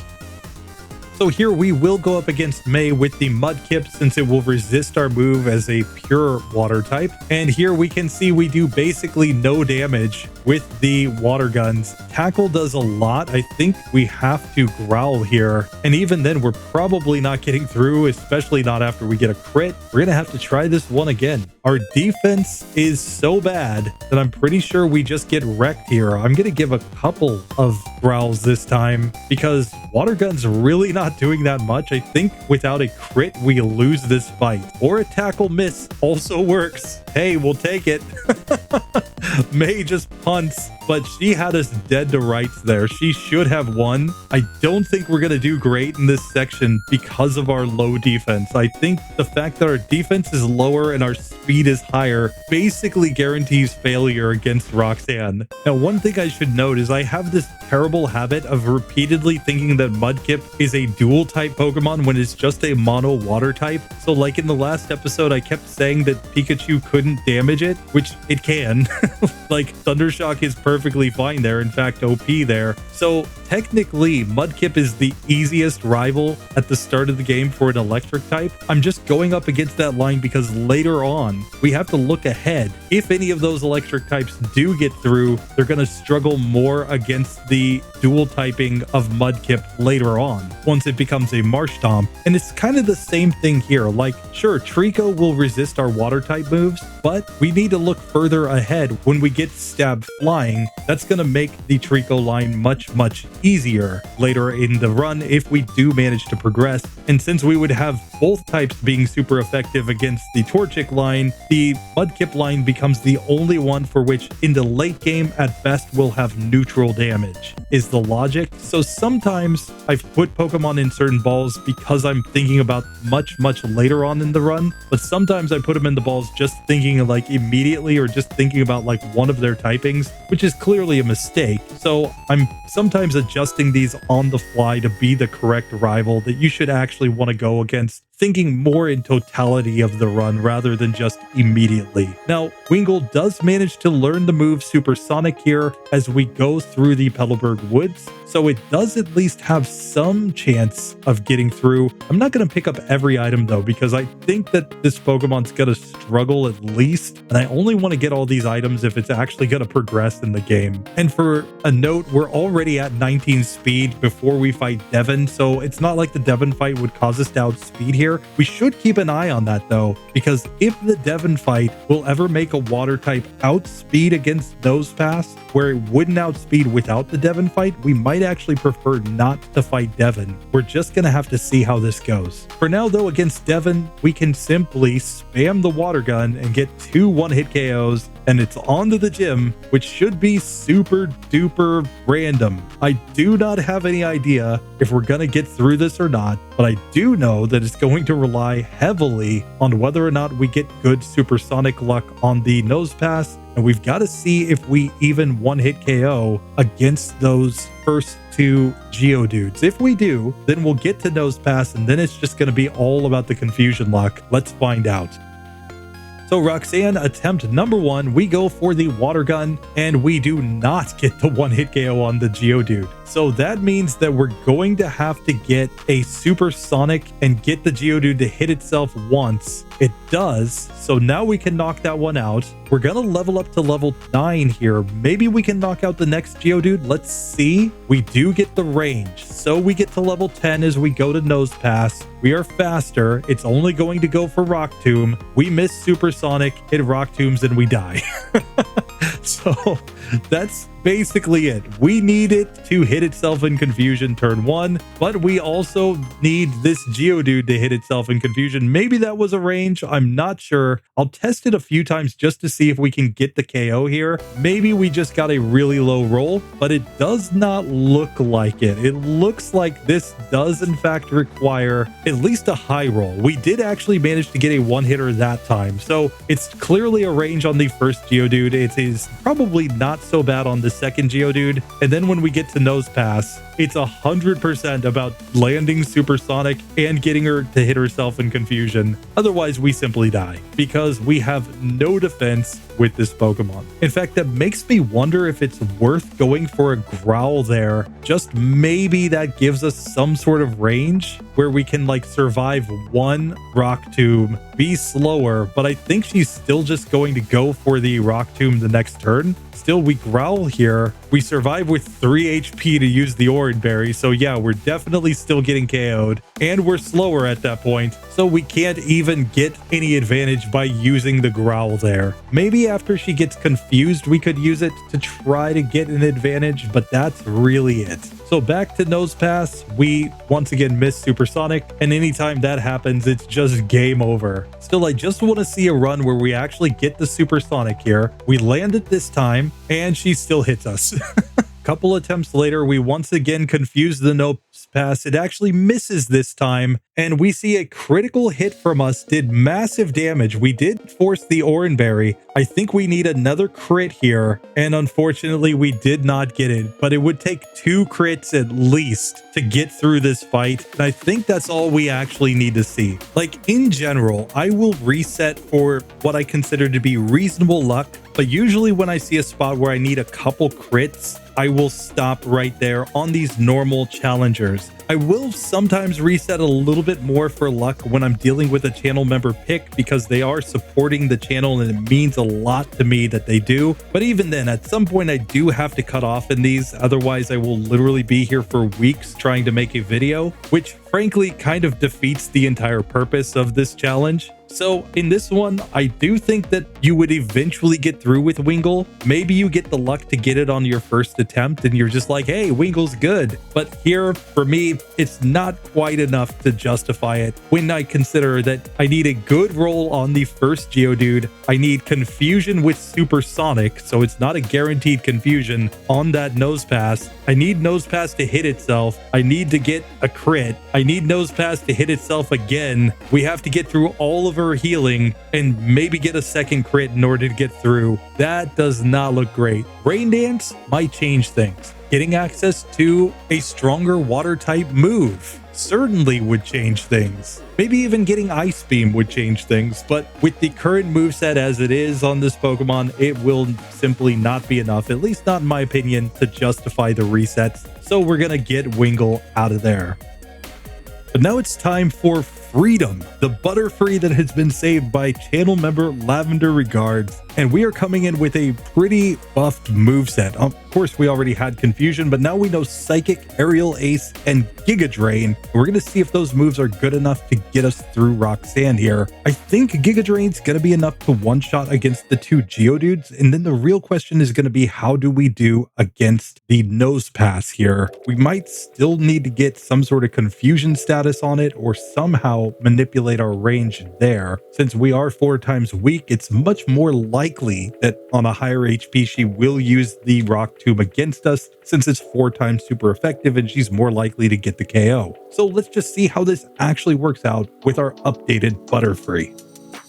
So Freedom comes in. We're going to lead off with the Giga Drain here against the first Geodude. That is a one-hit KO. That gets us a level up to level 9. Now we can go to the second Geodude, which is going to be more of the same, easy one-hitter there. And now it's time to see what our different moves do against Nose Pass. Starting with Giga Drain, since it's super effective, we see that it did about 11 damage there, only for us to get Rock Tombed down. So that clearly was not enough. Still, we know we're getting to the Nose Pass, so we can at least reset for that every single time and then just see how we actually do on the final Pokemon. Psychic, for what it's worth, does obviously even less than what we would have done with the Giga Drain. So the only other move to try here is Confusion, trying to get its chance to confuse the opponent. Instead, we get a miss from the Rock Tomb, which is also nice, but I think we need the Confusion to at least give ourselves the chance that it hits itself 1 or more turns. I think that's going to be the easiest way to actually get through this fight. We can just add on that the Rock Tomb isn't 100% accurate, so it does have that chance to miss as well. Now, I'm going this route because I'm pretty sure we were getting one-hit KO'd by the Geodudes right here. Let me just double check that assumption. But yeah, sure enough, we get one shot there. So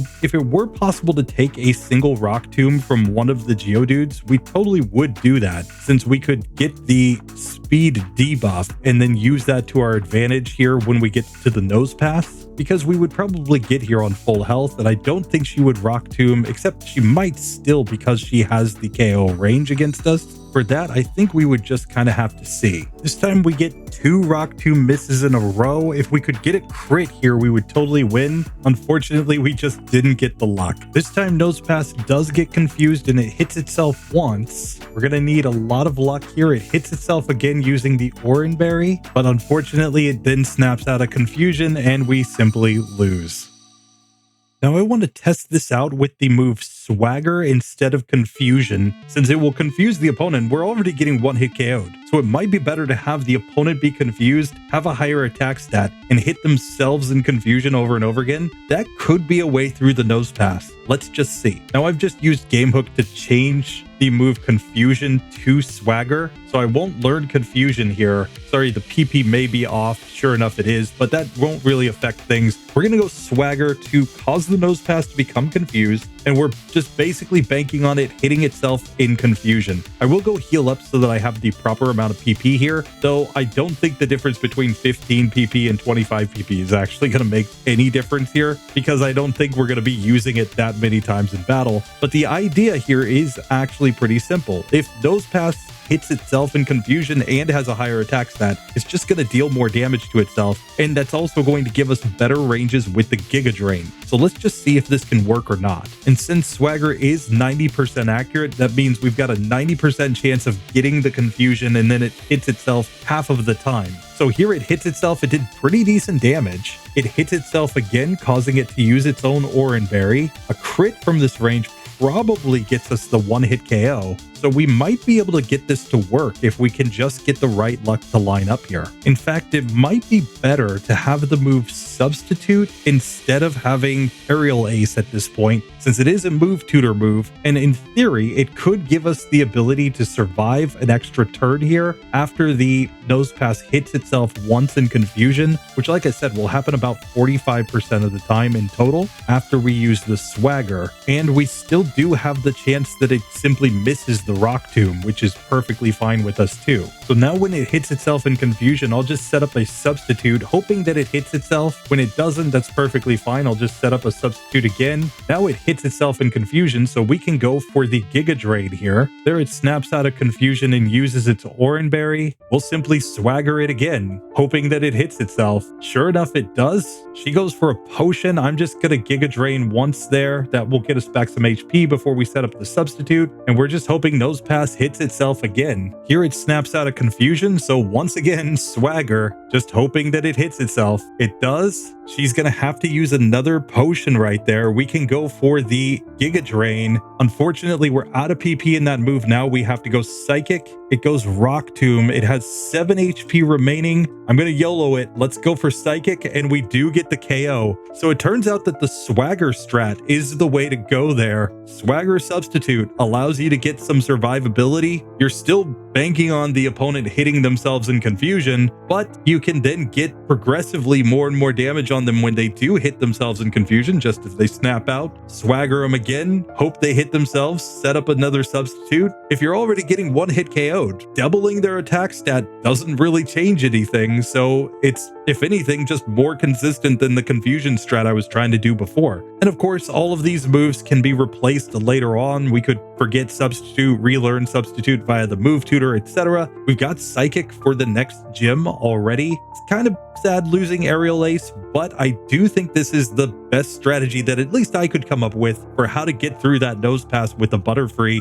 given that we were in a one-hit KO range. So with that, let me just give a massive thank you to Lavendar Regards for their support, actually joining in the second highest tier of the Patreon, the Steven Stone Champion tier. You gotta let me know, Lavendar, if you've got a particular challenge that you'd like to see in Gen 3. I'll do my best to get it done. Anyway, with that, Freedom the Butterfree does get through Roxanne. It wasn't necessarily pretty, but it wasn't terrible. We managed to get it to go. Anyway, with that, we do manage to get Butterfree through. That does make me wonder a little bit about Vulpix, if we could have gone for a similar strategy, since we were going for the Confuse Ray strat. I may try that one again a little bit later, but for now, let's move on in this one. We're going to get to our electric types. We've got Ampharos, Flaafy, and Mareep, and we've got the member pick Pichu to get out of the way. Let's just see how these Pokemon actually perform in this section. So first up, Ampharos, who's not terribly fast, but does have a lot of HP, special attack and special defense, pretty decent attack and defense. We're going to have to see how this Pokemon actually goes. I'm not sure what its moveset is. Might not have anything that's good for Roxanne, unfortunately. That could be its downfall, which could be kind of sad because in Gen 2, this Pokemon has been an absolute beast. It obviously completely destroyed Falkner, got through Bugsy, got through Whitney. It's all the way up to the Claire section of the game with really no major issues going through its run. Ampharos is just a legitimately good Gen 2 Pokemon, especially when you give it that medium slow level up group. It's just solid overall. But here in Gen 3, it might just be faced with an impossible challenge in the first gym. I decided to put Ampharos inside of the Torchic Ball so that in the late game, assuming we get through, we would go up against the Swampert line and we come in with a moveset of Tackle, Growl, Thundershock, and Thunder Wave. I'm pretty sure this is not going to get us through the first gym. However, we should at least be able to get there. We'll see how we do against Devin and just test a few things out. The Growls could be useful. Could is the operative word. We'll just have to see. Let's see how we do against May number 1. Now, one issue that I had in the last episode, I kept saying that electric types couldn't affect the Mudkip. I keep just thinking that Mudkip is a ground type in my head mistakenly based on its evolved forms. It's just a pure water type, so we can just go Thundershock here. It's going to be an easy 2-hit KO with this Pokemon, and we get the paralysis as well. So we get a nice, easy victory there, and we can now move on in this challenge. Now, it should be noted, I think there are moves that could possibly get this Pokemon through. It learns things like Brick Break, Flash for accuracy strats, Iron Tail, etc. I just don't think that it's going to do very good with the moveset that it actually starts with, which is the main issue. Funny enough, this Pokemon can also learn things like Outrage from Gen 4, which would be kind of interesting to see an outrageous Ampharos running through the game here. That might actually be one of his best possible moves to use here in the Roxanne fight, because it would be special in this generation. So who knows, we might have to do an outrageous Ampharos run one of these days just to see how it would actually go if you did that trade back from Gen 4.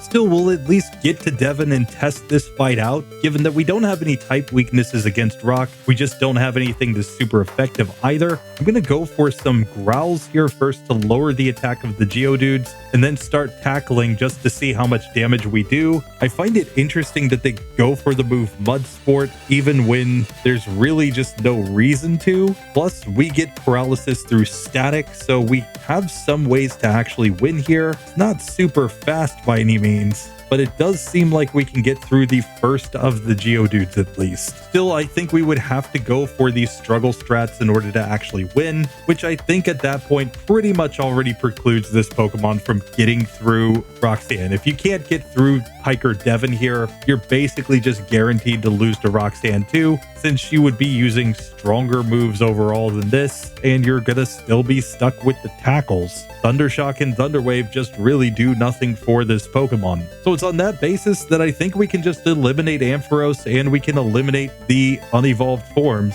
since they're all already going to be fairly slow, but even more so than that, they just aren't going to have any moves to use against Roxanne in this gym. Like if we were to try to come in here, we could growl at the Geodude. It's still going to Rock Tomb because of the fact that we're faster. Sure, we get a couple of growls off, but now we're just doing like 1 damage per hit. I highly doubt that the extra 2 levels are going to change that much, which means at some point she's going to start attacking. We're not going to be able to survive enough hits from this entire team in order to ever get through with just the tackle strats, and we already know the struggle strats won't work. So I think we can just eliminate this Pokemon, which means that Flaafy and Mareep are also out of there. But like I said, I do think there are some strategies that could get this Pokemon through. You could try to Flash in order to get misses, though I don't think that would really help with the damage. I think something like Brick Break makes a lot of sense here, since it would at least be super effective, though it wouldn't be super strong given the defense of the Geodudes. It would at least do something for you there, and perhaps with enough growls you could find a way to make that work. I also think that there's a chance that Rest plus Chesto Berry strats could be effective in the right situation, so that's another thing that we should at least keep in mind. But that's only going to come in if somebody tries to save this Pokemon. For now, Ampharos, Flaafy, Mareep, they're out of there.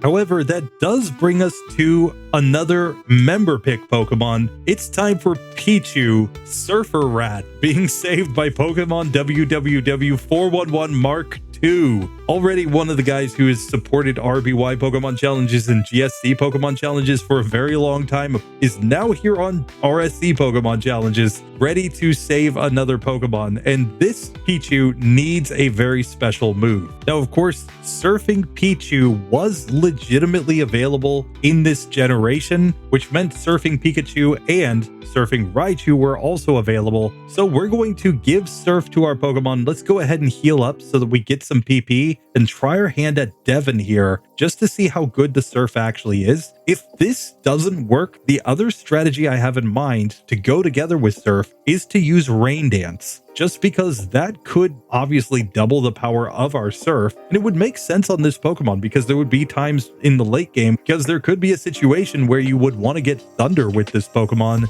and then use the fact that you have the effectively guaranteed hit from the Rain Dance in order to set that up. So it could be a strat even later on in the run, but for now, let's see how Surf does on its own. We will just come in and put Surf in the top slot. We Surf on the first Geodude, getting an easy one-hit KO victory. We can level up and learn Thunder Wave. I think I'm going to learn this over Tail Whip, since Tail Whip's currently doing nothing for us here. And we can Surf on the second Geodude, easily getting a one-hit KO as well. So just like that, Surfer is through Hiker Devon. Nice and easy. Let's see if that holds up when we get to Roxanne's two Geodudes, and then see if maybe some sort of like Charm strat plus Thunder Wave. We might not actually want to go Thunder Wave. We might want to keep the Nose Pass faster than us if possible. So probably Charm to survive the Rock Tomb, and then just hoping that we can survive with enough HP that it doesn't go for a Rock Tomb again against us is probably the best way to go. But let's see how Pichu actually performs here.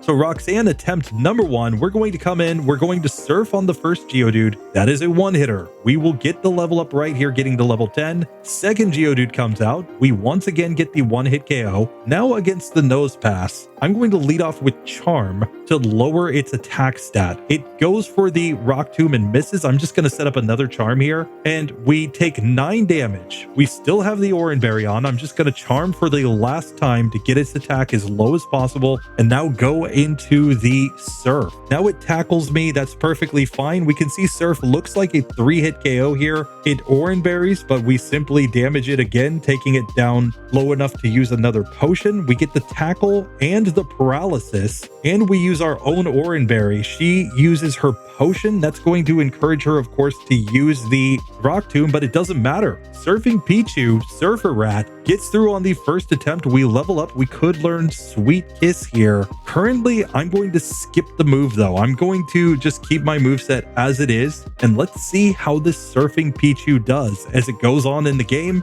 It's going to be very interesting to see this Pokemon when it goes up against Watson, but at least the Surf will give us a neutrally effective move against Watson's Magneton, technically against all of his Pokemon, and we can paralyze them, so there are some possibilities here. We're just going to have to see how that fight goes when we get there. We could even go Flash strats, I think, if we get desperate, but for now, hey, Surfing Pichu, it's legit. It gets through. But now, before we can just say that Surfing Pikachu and Surfing Raichu gets through here, we have to point out the caveat that that's not necessarily true, because they wouldn't have the move Charm, unless of course they were evolved from a Pichu. But without the move Charm, you might not be lowering the attack stat of that Nose Pass enough to actually survive a ton of hits. Raichu can probably get it to go just based on its higher stats. Pikachu might be a little sus here, though I will at some point try a Light Ball Pikachu in this generation, and I'll probably give it Surf since it also for some reason benefits from the Light Ball.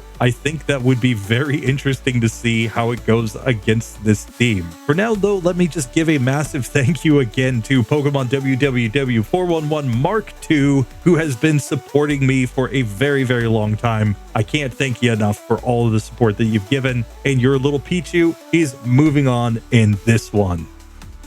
But now let's get to our last legit Pokemon before we go back to some more member pick action. Let's look at the Gardevoir line and just see how they actually do. Obviously starting with the fully evolved form first, to see if we can find a way through this section of the game.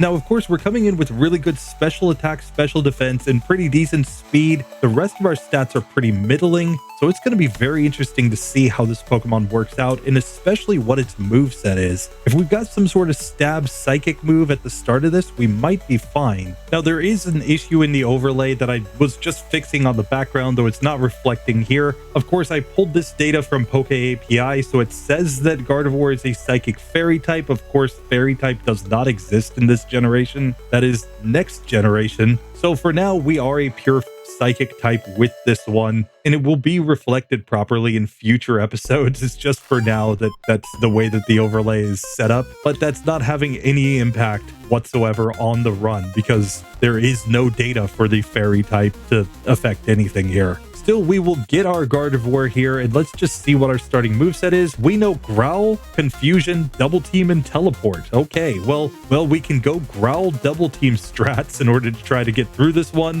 For now, we will go for just Confusion and get a simple victory there on the first fight against the Zigzagoon. We're going to go up against the Trico line just on the basis that I figured it's more of a special focused Pokemon, so maybe we would do less damage if we have a primarily special attacker going up against it in neutral situations. But let's just see how this Pokemon actually performs in the May 1 fight. So here against May, we can simply go for Double Team. Like I said, I allow Double Team only when it is on the Pokemon's Level Up Learn set. So here it's perfectly legit to me. We will not learn Double Team with everything though when we get to the point of getting the TM for it, because that would become insanely tedious. We reserve evasion strats only if it is part of the Pokemon's design and level up learn set. Here, however, it may save the day if we can just manage to set up Double Team, set up Growl, get the attack stat really low on that Nose Pass on the Geodudes, and then manage to simply take them down with the Stab Confusion. That could be enough. Now, of course, the problem that we're going to have is the youngster right here in front of us, youngster Calvin, because we can't use the confusion strats against him. So I guess we go Double Team a bunch of times, but the problem is that we would have to also use up Teleport PP and Confusion PP and Growl PP, and there's so much PP here that by the time that you used all of your PP, you would simply end up getting completely wrecked by this Poochyena because it's not here for your PP nonsense. So I guess technically what we would have to do is run around in the grass, find a whole bunch of Pokemon to use up PP against. Obviously Teleport would be easy to use up, but for things like the Confusion, we could go up against Poochyenas to use that. We could use the rest of our non-damaging moves on something else, but eventually we would have to get to Struggle right here. So that's the strat that we're gonna go for. Now, just for the sake of time, I am giving myself 0 PP in every single move so that we can use Struggle immediately, just because we have so many Pokemon to go through that it's not really worth it to spend the time to actually go through and use up all of the like 100 some PP that we would have had there. But we will stick with Struggle as we go into this next fight against the Aqua Grunt, since that's the only strategy that is currently available to us. So it is worth noting that this Pokemon, assuming it does progress, will be in the Struggle column, not in the Pass column, since it would have to fight against wild Pokemon while not gaining any XP, simply using up PP against them in order to progress to this point in the game. That will save a few Pokemon later on, but obviously it depends on the moveset. There are some Pokemon that obviously can't struggle because they only know a move like Self-Destruct, for example, which means that they would always faint. You would always white out and go back to the Pokemon Center. So obviously in those cases, I won't allow them to do that. And we may end up getting wrecked at some point because of that. Still, we managed to get through the Poochyenas with the Struggle strats with this Pokemon, so we're at least ready to move on to Devin and Roxanne. So now it's just time to see if we deal enough damage to get through here. I have to admit, I always thought that this Pokemon was a grass type back in the day, just because of the design, and I thought, you know, things that were kind of like a fungus looking thing would be grass. Turns out that my assumptions were wrong. It's just a psychic type, particularly Ralts. Just, you know, kind of looks like a little mushroom. So I thought it would be like the, you know, story would be that the Ralts was like the original version of the mushrooms that grow on the back of the Paris line, or is somehow related to that, and therefore it would be a grass type. Turns out that wasn't the case. Which, I mean, I guess makes sense, since fungi aren't technically plants. But then that means that the entire logic behind Paris and Parasect also makes no sense. So we need to discuss this. Tell me why that is the case in the comment section, and why this line is not a grass type line. Anyway, with that, we can get into the Hiker Devon fight. It is time to simply, apparently struggle because I didn't heal. Rip. Let's fix that. Let's go actually get some PP and see if we can manage to use it in order to actually get through Devon. So Devon round 2, we are here with the Confusion. We can see it does about half to the first Geodude, giving us a very easy victory as we get to level 7 here. And then we can go Confusion twice on the second Geodude, getting to level 8. Now we're in the slow level up group, so it's not looking great to get us through this section of the game, at least as far as levels go, but who knows, we may be able to still make this work. Now it's worth noting that this Pokemon does have multiple abilities, and I'm not sure which is best in this section. We have Synchronize and we have Trace. Tell me if you think one ability is better than the other for the entire game. I would love to hear it. But for now, let's get into this Roxanne fight and see how she goes. So here with Gardevoir against Roxanne, I'm going to lead off with the double team on the basis that I think I will survive from a Rock Tomb, and I really want to reduce her accuracy if at all possible. We do survive 2 Rock Tombs, allowing us to get slow enough to be outsped by the Geodude. I did not put on an Oranberry, which is a clear mistake, so we do get knocked out in that one. Let's try this one again with the Oranberry properly put on our Pokemon, but we should also see what the damage range is against this first Geodude. So let's just test this out. So first up, let's just look at damage here. When we go for the Confusion, it is going to be a 2-hitter, it looks like, though we don't quite get the range. It's actually doing 15 to 16 damage. It looks like we might be able to get a 17 damage range with a good roll, but I don't think that's going to work. So I'm going to try this again. And now let's just see how we can manipulate the damage output here by maybe going for some Growl and then Defense Curl and then double team action. The Growl does reduce the damage down to 9 for the first Rock Tomb, and this is definitely going to make us more survivable. So I do think it's worthwhile to go for the Growls here and then set up the double team, basically banking on getting as much evasiveness as possible. Then we can go for the Confusion because we don't really care about the Defense Curls. That doesn't affect our ranges at all. This time we do get the 2-hitter on that first Geodude. We'll get to the second one where we are faster, but we've got all of the double team set up, so we can just get the 2-hitter there. We're going to Nose Pass, which we are slower than, so I'm going to simply give the Nose Pass a whole bunch of Growls here as it sets up so that it will do as little damage as possible if it does hit me. Obviously, block doesn't matter to us. Harden also doesn't matter to us. This is all just about making sure that this Pokemon doesn't do much damage when it does get the chance to attack. Once we get its attack power all the way down, we'll go into the Confusion. It looks like we're doing about 7 to 8 damage per hit. So this is going to take a lot of hits, especially since she still has the healing items for this Pokemon. We kind of want to confuse the Nose Pass. She uses her second potion, so we are at least slowly whittling it down. We get the Confusion right there. It doesn't hit itself, but it misses tackle, so that's perfectly fine. Now it does hit itself, and that's going to get Gardevoir through on the first attempt, getting to level 10. So turns out that we can get through Roxanne just fine with Gardevoir. Now we need to step down. It's time to see if Kirlia can do the same thing as Gardevoir did. Maybe it's fine as long as it has access to Confusion and Double Team. I'm not sure what levels it will actually get those moves though. It looks like the next level up move for this Pokemon is at level 21 where it gets Calm Mind. So I would assume that probably it's starting with something like Growl and maybe Confusion, but we'll just have to see what actually works out here.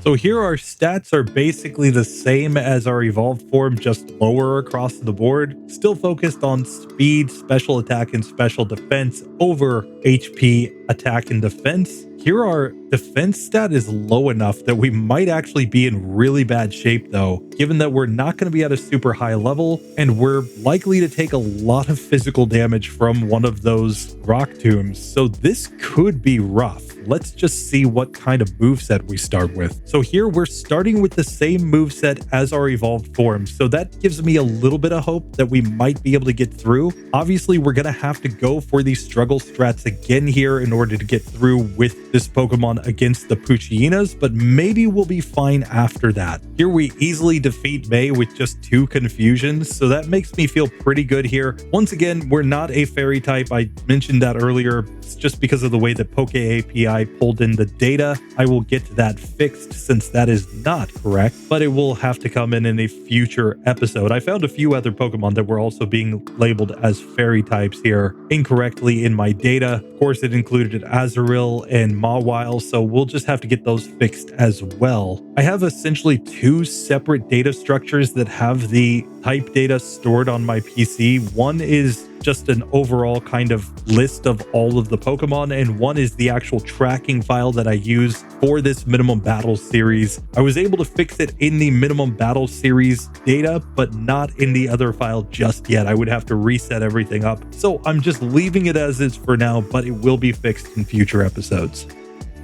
But here, once again, we would have to use up all of our PP in order to fight against youngster Calvin. So we'll just come in with the struggles here. Let's just see how it actually goes. We get a 4-hit KO here. We managed to get through on the first attempt there, so no issues on that one. Now we just have to see how we do on the Team Aqua Grunt. Assuming that goes well, I think we'll be just fine against Devin, and it's just a question then of how we do against Roxanne herself with the lower defenses. Still, we'll take Wally Pip out here in order to see the Ralts that he's going to catch. That basically tells us what his moveset's going to be, which appears to be just Growl at level 5. So I think we're really going to be in bad shape with that one. It's going to depend on when it gets access to Confusion. If it gets access to Confusion with the slow level up group, who knows? It might just be a Pokemon that doesn't have any moves and we might get wrecked. So I'm going to have to see what the level up learn set of that Pokemon is when we get there. But I'm not feeling too good about Ralts at this point because it's obviously going to have to struggle even against rival number 1 in order to get through. Still, for now, with our Kirlia, we need to go for the struggle against the Poochyena here. It's not getting a great range. It looks like probably a 5-hit KO as the Poochyena is howling over and over again. So we've got to hope that we can get the range here before we get KO'd. We get Sand attacked, which isn't great, so we do get a miss, but we hit after that, so we do win on the first attempt. We're at level 6 as we get through that fight. Now I think Devin's going to be fine. We should gain a couple levels there with the Confusion strats, and then we're just on to Roxanne herself. So let's just see how this actually works out. So as we come into the Roxanne fight, obviously our stats are just lower across the board with this Pokemon, so we're going to be probably in kind of bad shape if we get hit by the Rock Tomb right away. We're probably hoping for similar luck to our evolved form, getting the turn 1 Rock Tomb miss, getting a couple of Growls set up, and then hoping that the Growl plus Double Team can carry us through the team. We shouldn't take as many Rock Tombs though because of the fact that we are slower. So let's just see how this actually works out. So Roxanne attempt number 1. I'm going to lead off with Growl against the first Geodude. We get Rock Tombed, taking 11 damage there. We are slower, fortunately, so she's going to go for the Defense Curl after that. So I'm just taking this opportunity to set up some Growls. We can go into the double teams now. We'll heal up with the Oranberry right here. And we're just hoping that we get enough accuracy, evasion luck here that we can manage to get through, since that's really the only strategy that's available to us here. Here we can see that it looks like it's going to end up being a 4-hit KO with the move Confusion. That does force the potion on the first Geodude, which is kind of nice. Since we've got more than enough PP, we can at least knock out the first of the Geodudes. That brings us to the second Geodude. We'll go for Confusion here. It misses Rock Tomb. It's going for that since it is slower than us. Unfortunately, it hits the next one. It looks like this will be a 3-hitter. We just didn't manage to survive by getting the misses we needed. So let's try this one again. What we really don't like is when she goes Rock Throw turn 1, since that's not going to affect her move decisions in turn 2. So we really do want to go for the Growl and hope that we get Rock Tombed on that first turn, and then hope that she starts going for the Defense Curls after that. This time we confuse the second Geodude, and it hits itself in Confusion, so we do manage to get to the final Nose Pass. The problem here is that we're on 2 HP, so it's going to just try to tackle us and knock us out, and there's nothing that we can really do to stop it from going for the KO there since we were on such low health. So we're going to need better luck than that to get through this one. We do like the turn 1 Defense Curls when we get it, since that will allow us to at least lower the attack of the Geodude before it uses the Rock Tomb. We just dislike the fact that it also tends to like to go for like one random Rock Throw here, dealing damage to us when we're not fully set up yet. So we almost always end up using our Oran Berry on this first Geodude. We do like when she uses the potion here though, that helps us out quite a bit. We can get to the second Geodude, it hits the Rock Tomb, so we're slower. We force the second potion, but yet again, we're just on really low health. And that's the problem with this Pokemon, I think. It's just got such low defense that it doesn't really stand up to anything here. So it might even be worth going for like a turn 1 double team just to try to get a miss turn 1 from the Geodude. Maybe we can get the luck where we just get a bunch of misses early on in the fight, and then we can go into the Growl here. There are obviously diminishing returns at some point where it's not really worth it, but it might be better just trying to get like the turn 1, turn 2 miss sort of luck here by going double team first. It's not super likely, but it's definitely more possible after raising evasion. This time we get quite a few Rock Tomb misses. We managed to set up 2 Growls before we get Rock Tomb, so that's nice. We can finish our setup here and go into the confusion now. Knowing that we're gonna whittle this one down, we do confuse the Geodude as well,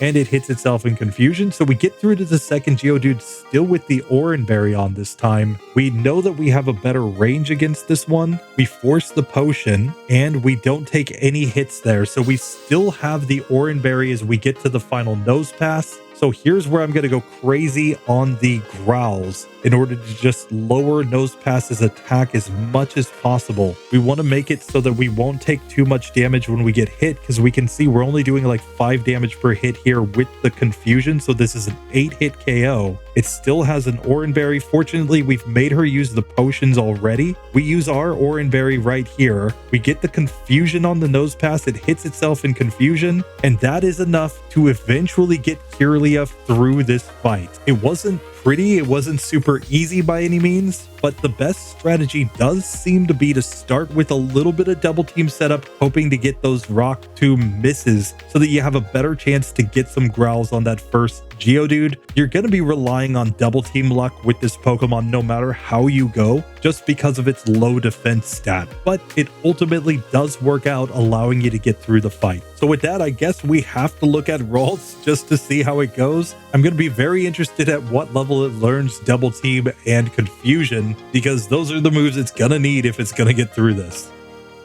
So Ralts time, let's go ahead and get it out of the Pokeball, and we're coming in knowing only Growl, as expected, which means that we're not going to be able to win the Zigzagoon fight. We're just going to sit here and growl over and over again until this Pokemon runs away, and then we're going to have to go struggle into the first rival fight, since obviously we don't have any other way to progress. So we're basically role-playing as Wally here, which is not going to be great at this point. But hey, I guess it's what we have to do. So I'm not going to waste any time. I'm just going to set my PP to 0, since that's what we're going to have to run with for a while at least. We learned Confusion at level 6, Double Team at level 11. So we won't even get to Double Team in this section. I think that already means that it's game over, but we'll just have to see. I think at least we have to get through a couple fights before we can get to Confusion. Fortunately, the first few trainers do only have one Pokemon. That's the only way that this Pokemon even progresses past the first fight in the game. And who knows, the XP from the Zigzagoon could be significant here. I don't know. Let's get into the Rival 1 fight and see how this goes, though, with a Pokemon that has really no defense or HP or anything. So here we end up going Struggle. We did kind of decent damage, and we do actually manage to win. So turns out Struggle Strat's more than enough for May. She just has no answer for struggling Ralts back here. So we'll take that. We'll go and talk to Professor Birch. Let's get that Pokedex. Let's go fight youngster Calvin and just see how this goes. Of course, if the Poochyena knew any dark type moves, we'd get completely wrecked. But fortunately, we don't have to worry about that. We can go straight over there after just slamming a potion. Let's see if we get the victory. So youngster Calvin, attempt number 1. We look to be doing about a 4-hit range here with the struggle. Fortunately, Poochyena can just go howl a bunch of times. Tackle did decent damage, but we do end up taking it down. We level up and get to level 6 to learn Confusion, and we're going to immediately have to get rid of all the PP in that move in order to progress, since we can't use Confusion against the next Pokemon. So this would be a spot where you'd be running around in the grass, I guess, looking for other Ralt Ralts to use your confusion against, or some Poochyitas, though I think they're more threatening than the Ralts, since I guess Ralts could probably just growl at you all day. But basically, that's what you would end up doing with this Pokemon. I don't think it's going to be pleasant, so I'm just not going to do that. I'll just set my PP to 0 with Game Hook, and I'm not super confident in this Pokemon, so I'm not going to pick up everything. Let's just see how we actually do against this Team Aqua Grunt here. So here we can go for the struggle. We are faster, but look how little damage we did. We did 4 damage here. That would make this Pokemon a 7-hit KO with struggle. Obviously, Tackle does massive damage to us. We get a nice crit, but then we simply get knocked out. We might not be getting through this fight, at least without an Oranberry. So this might be a spot where we take some resets due to the fact that this Poochyyita is a little bit too strong for our little Ralts. And to think Wally wanted to go into Watson's gym. Let's go ahead and give the Oranberry so that we at least have a chance of beating this first grunt. And it turns out even with the Oranberry, we're taking multiple resets on this fight due to the fact that we just deal no damage. And the howls make the tackle so strong. We finally get through that fight. That was tedious. Still, we managed to get through, so I guess we'll just take it. Let's move on. Let's go fight Hiker Devin. I think he'll be fine, given the fact that we do have access to Confusion, and it is a same type move. I'm nervous about Roxanne, though. I'm not sure that she's going to work at all without the double team, given our low defensive stats. The only thing that we have going for us is that we're really slow, but I'm not sure we can afford to go into that fight at this point with such low defense. We might get wrecked by like a single rock tomb, but I guess we should try it once since we will be in a speed tie currently with the first Geodude. This might be a rare case where it's actually better to come into this fight without fighting Devin rather than going to fight him, because the extra levels might not cause us to deal enough damage to actually make a difference, but let's find out. So Roxanne attempt number 1 right here. I'm going to growl at the Geodude. We are in a speed tie. We can see it nearly one-shot me with the rock throw. Even with 1 growl, it's still basically wrecking us. So I think we need like multiple speed flip wins here. We do get it. So now she is going Defense Curl after we've used the Oranberry. Let's see the range here. It looks like we did 6 damage. So that would be a 6-hit KO here against the Geodude. And unlike our evolved forms, we don't have access to any sort of evasion boosting moves. So we don't have any way to dodge there outside of just, you know, getting the chance for Rock Throw to miss naturally. So I do think we have to come fight Devin and try to get more levels. I think this is the best way to go. So I will give a growl to the Geodude and then go into the Confusion. It looks like a 3-hitter on the first one. We get to level 7. Let's just go all in on attack on this second one. And we do get the KO, getting the level 8. So we've gained 2 levels. We are now officially faster than the first Geodude. That will guarantee that we always get 1 growl before it hits us. And it will go, I believe, for Rock Tomb as long as it doesn't see a KO range with the first Rock Throw. If it sees that Rock Throw should get a KO, though, it might just go for that move and just wreck us. So we'll just have to see. So back to Roxanne, we go Growl turn 1. We get Rock Tombed. We're down to 11 HP. We heal up. Now, of course, we are slower than the Geodude. I'm still going to give it a second Growl and then go in for the attack. Now we can see we did 9 damage. That would make this a 4-hit KO rather than a 6-hit KO. So that's nice. We get the Confusion on the Geodude. It hits itself. We can hit Confusion again. She potions. Geodude stays confused. It hits the Rock Throw here, and then it snaps out of Confusion and simply knocks me out. I think that's all we need to see from Ralts. The reason why it's really not going to get through is that it would, like, sure, eventually get crazy Confusion luck that would allow it to just get the opponents to hit themselves enough times and get the hits that it needs in, but it doesn't have any defense to speak of. And you're basically banking on getting, you know,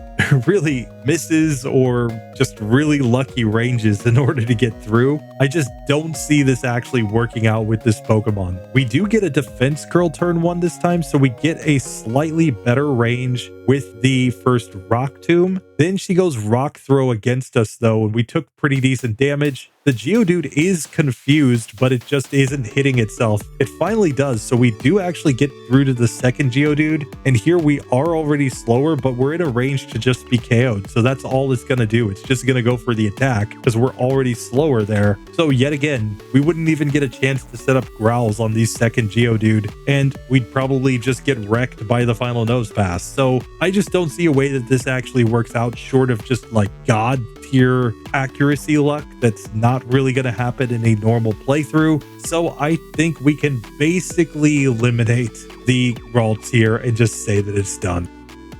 So that brings us to channel member Luxe and his Sandslash Pango. Now he opted for one simple strategy here, which instead of going for cut like I did before, going for the move Mudslap here against Roxanne. So I'm going to go recover PP so that we have the proper amount. Obviously Mudslap doesn't have a lot of PP, but the idea here is basically you can lower accuracy, you can set up defense curl. Mudslap is at least a same type move here, so it will at least deal a little more damage than our other moves. So it could work out. Let's test this out and see. So Roxanne attempt number 1 with Pango the Sandslash. We're going to go Mudslap here. We see that it did pretty decent damage, 7 damage there. We did get hit here with a crit from the first Geodude. Still, we get in a speed tie after that, and we can start lowering its accuracy as well as its HP. She's going to go for a potion. I'm going to start setting up all the defense curls right here to be as defensive as possible. And after an overlay crash, I'm going to have to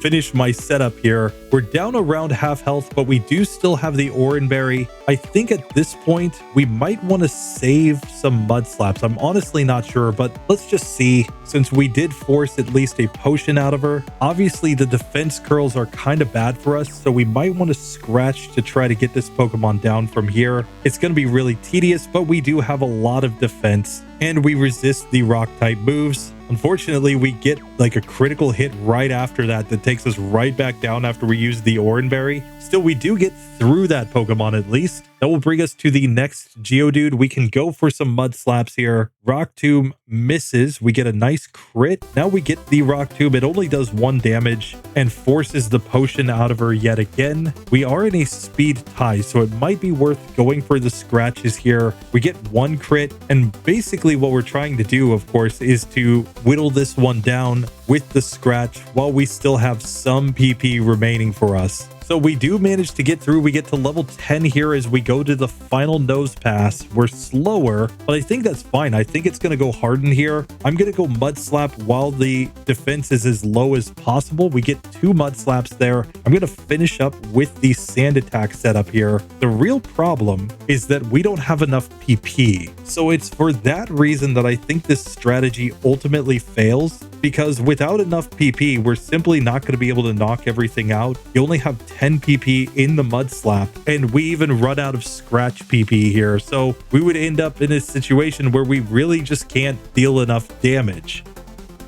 So I think the simplest move that would improve our chances of getting through is to just add on the move Dig. Obviously, Dig is 3 times stronger than the Mudslap, and it basically accomplishes the same thing in that we're going to deal a lot of damage, and we're going to have more turns where we simply don't get hit by the opponent. We will still defense curl like crazy here in order to get as much defense as possible so our opponents do very little to us. But then we can go into Dig, and while Dig also only has 10 PP, it's going to deal a fair amount even after we get a bunch of defense curls from Roxanne. So I'm just going to take advantage of that fact. Against the first Geodude, this is where I'm going to really sit here and spam a whole bunch of scratches to see if I can get through. The problem is Tackle's still doing 2 damage per hit, so we're going to need a better setup than that. We might need more accuracy drops. than what I went for on that first attempt. So I'm going to go for like 3 accuracy drops here against the first Geodude before going into all of my setup. But then I do think it's worth doing a bunch of scratches here on the basis that this Geodude has so much defense setup that we're probably just not doing enough damage to justify our other moves. I think the 3 accuracy drops are probably enough to eventually get us through this Pokemon. Then we can go for our stronger moves against the next couple of Pokemon where they're actually going to deal more significant damage. So sure enough, we get through that one. We can try to dig here against this Geodude. It goes Rock Tomb because we're faster. Then it goes Tackle, and then it goes Rock Tomb again while we're underground, and we just get an easy 2-hitter on that Pokemon. That brings out the Nose Pass last. I'm just going to use up a bunch of Mudslaps first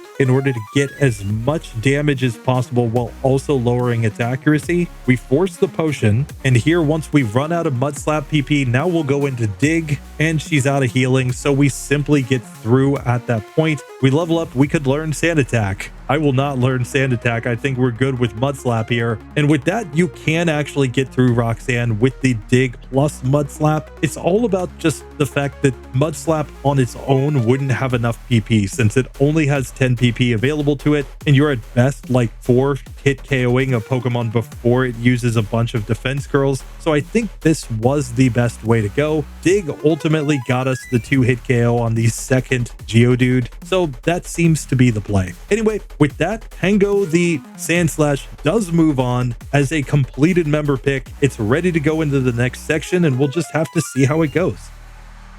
So that does bring me back to the Vulpix though, and I want to test one more thing out just to see if this could possibly work for us. Specifically, I want to test how we do here if we go for Swagger strats against the opponent. Here, of course, Swagger will guarantee the confusion. I've added on Will-O-Wisp as well just because I wanted to see if maybe cutting the opponent's attack stat in half could affect things as well. We get Geodude to hit itself once. It hits itself again. We miss Will-O-Wisp, but now we hit it. So we get the burn here, cutting the Geodude's attack stat in half. It is burned. We're going to dig here. It hits itself in confusion again. We get the dig to hit, and then Rock Tomb simply ends us. But we could get a situation where we get like a really lucky range here, just thanks to the fact that Swagger could cause this Pokemon to deal significant damage to itself. Since we already know we're basically being one-hit KO'd anyway, this could actually affect things. Though it is kind of interesting to look at Will-O-Wisp too, since that does allow us to survive a hit by getting the burn. And once we're in a speed tie, we can actually go for Swagger here and let the Geodude hit itself in confusion sometimes, but also go for defense curl sometimes. So that is a strat as well. Still, we are getting wrecked pretty easily here, so I'm not sure if the Will-O-Wisp is doing enough for us. Swagger certainly is doing something here though, since it is getting the opponent to hit themselves. In fact, we might want Tail Whip here on the basis that it would allow us to lower the opponent's defense and cause them to deal more damage to themselves when they hit themselves in confusion. So here we do at least get through the first of the Geodudes. I will not learn the move Roar. Instead, I will put this Geodude to sleep. I will go for Swagger. We get the opponent to hit itself in confusion. We can go Dig here. We're just hoping that it hits itself. Unfortunately, it snaps out of confusion and we lose. But yeah, I don't think that Will-O-Wisp is doing enough for us here. But instead, what I'm going to do is I'm going to go for a Swagger Hypnosis Tail Whip Dig strat. Let's see what this does for us. So we'll start by getting Hypnosis. We will then Swagger the opponent. We will then go for some Tail Whips to lower the opponent's defense, hoping that they hit themselves and deal massive damage just like that. Now we can go Dig. She potions, but that basically guarantees the first Geodude goes down without us taking any damage. Unfortunately, we're underground as the second Geodude comes out. We do hit. It misses the Rock Tomb, which was great, but then we get hit by the next one. We really wanted to put that one to sleep. We just didn't quite get the luck. Still, Swagger plus Tail Whip plus Hypnosis could actually be kind of broken. We just need to actually get the setup off. We saw that the Geodude was doing about half to itself with this setup, which is why I think this could work. Of course, the Tail Whip also synergizes with the Dig, so I will go Dig here. As the Geodude wakes up, it misses Rock Tomb while we're underground. It misses a Rock Throw right there. It's just refusing to hit itself, but then we get a nice crit. So we get through the first of the Geodudes. Once again, we'll skip Roar. We need to put the second Geodude to sleep here. We get the sleep. We get the Swagger. Now we're going for the Tail Whips. I think 2 or 3 Tail Whips per Pokemon is about right. We get the Geodude to hit itself and deal massive damage. So we can go Dig here. It hits itself again, knocking itself out. That brings out the Nose Pass. The problem is that we leveled up and we're faster, so it just goes Rock Tomb and ends me. Still, that is getting us to the Nose Pass with the right setup here. Now, of course, if we get a long sleep, we can kind of predict the wake up turn and use that turn to Dig so that we have a chance to avoid the damage, at least initially, and give it some chances to hit itself in confusion while we're underground. It appears to take about 3 Tail Whips in order to make Dig a 2-hit KO on these Pokemon. So that's typically what I'm going for here, is 3 Tail Whips per opponent, at least on these Geodudes. Then we can get pretty good ranges when she starts to use potions. We managed to get through once again to the second Geodude, so we're getting this pretty consistently. The problem always is just that if we miss any Hypnosis or Swagger, we simply lose at that point.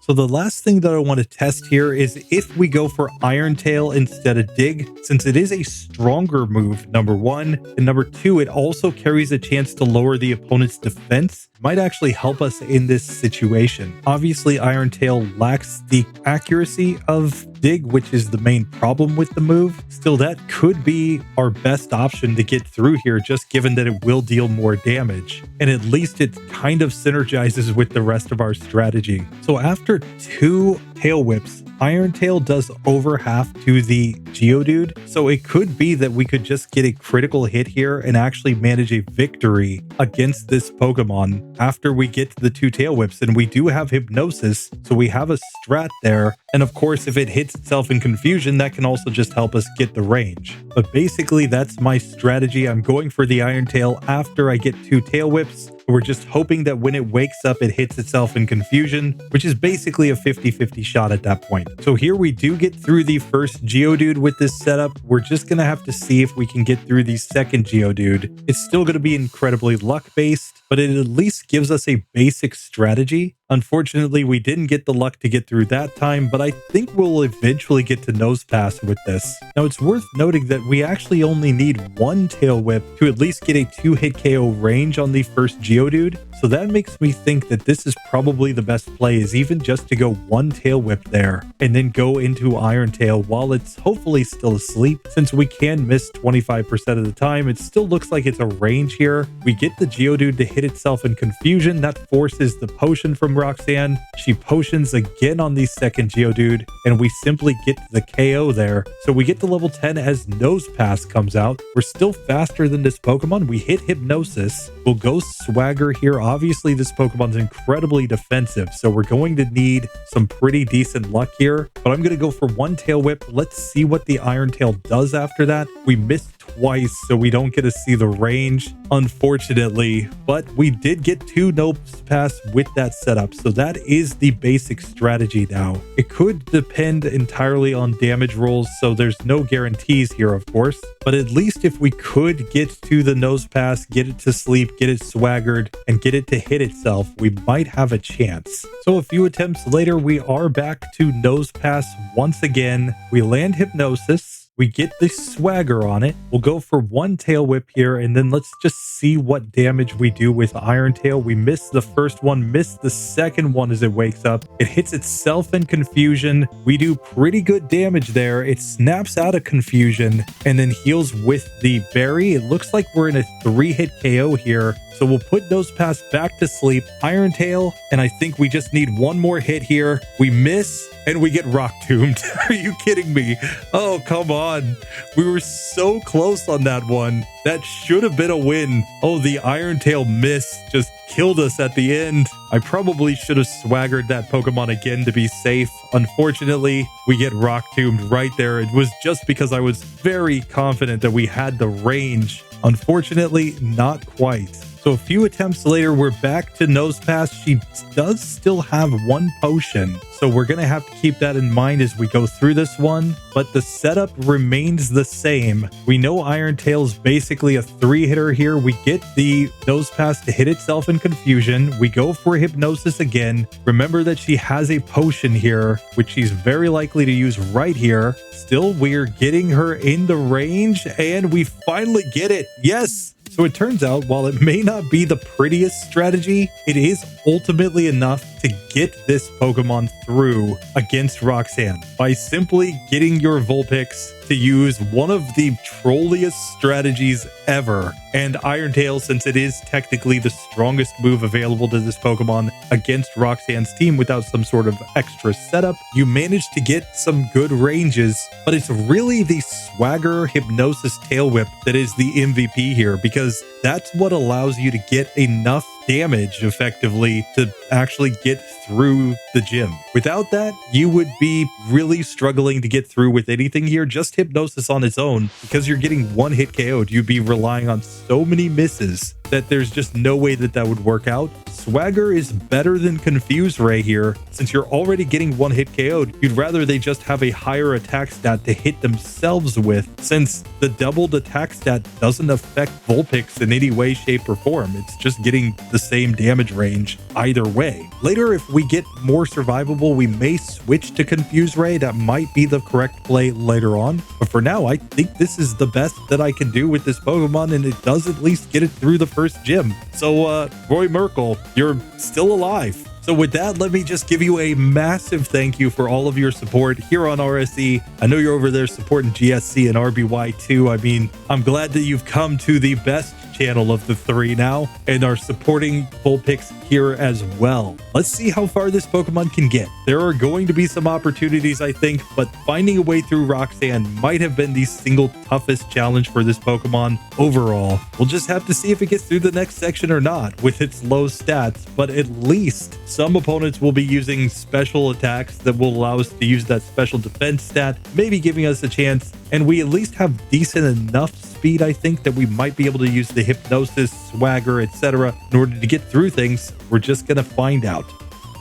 But with that one in the books, we're up to 30 Pokemon that legitimately pass through this gym. We have 2 Pokemon that are in the struggle column. That is, of course, Gardevoir and Kirlia, because they need to use struggle against those Puccinas in order to progress in the game. That's the only way they do it. And we have 63 fails. Now, you may argue that some of these Pokemon might have deserved more of a chance. I think the only one that I can look at and I can say, like, yeah, actually with enough resets, I probably could get that Pokemon through would be Togetic. If we gave it a different ability, Serene Grace instead of Hustle, it might have worked out. So I may come back and do that one as a redo, but tell me if there's any in there that you just think in general, even if it's not saved as a member pick, you would like to see redone for some particular reason about their strategy, or maybe an unevolved form that I didn't do that might have gotten through if it had just had low enough speed maybe to change some of the ranges. We can always go and check that out, but I think most of these fails are pretty reasonable and pretty logical that they would simply not get through here. Still, we have now gotten 8 Pokemon through in the member picks, including my baby boy Katsumasa's Cleffa, 8 of 8, and we're going to be coming back next time with 17 new challengers. We've got the entire Oddish line, so we'll get Blossom in there too. We've got Paris and Parasect. We've got Venonat and Venomoth. Obviously, Venomoth is a dragon type here, so we're going to have to see how that goes in this section. Diglett and Dugtrio, I think, will have some of the easiest time here, because I'm assuming at least Dugtrio has to have something like Magnitude here that's going to crush. Who knows, though? Diglett might just be stuck with Scratch and Growl and get wrecked. Still, we'll just have to see. We'll have the Meryl line after that, which, by the way, means Azurill needs to be in here. So we will get that fixed. Azurill will also be in the next episode, so we can see how that one goes. Assuming that the evolved forms get through, Sudowoodo will be coming in. I'll be very interested to see what its starting moveset is. It could be a really strange Pokemon in this section, but technically decent, so we'll just have to see. Then we'll be looking at Surskit and Masquerain, two Pokemon that I can just legitimately say I have never played as. I've never used, I've never seen their movesets. I don't think ever. So I'm going to be very interested to see those ones. Then we've got the Shroomish and Breloom, which I think Breloom will probably find a way through. I'm not sure what Shroomish's moveset will be, but it might have a chance here as well. We're just going to have to see how those Pokemon go. Obviously, if there are any of these Pokemon in the fail column that you would really like to support in this series by giving special moves, consider joining the Patreon that's linked down below, and you too can join in with the other 7 members that we've got so far, supporting as we go through this challenge. But for now, place your predictions for the next episode down below, and I will see you in the next one later.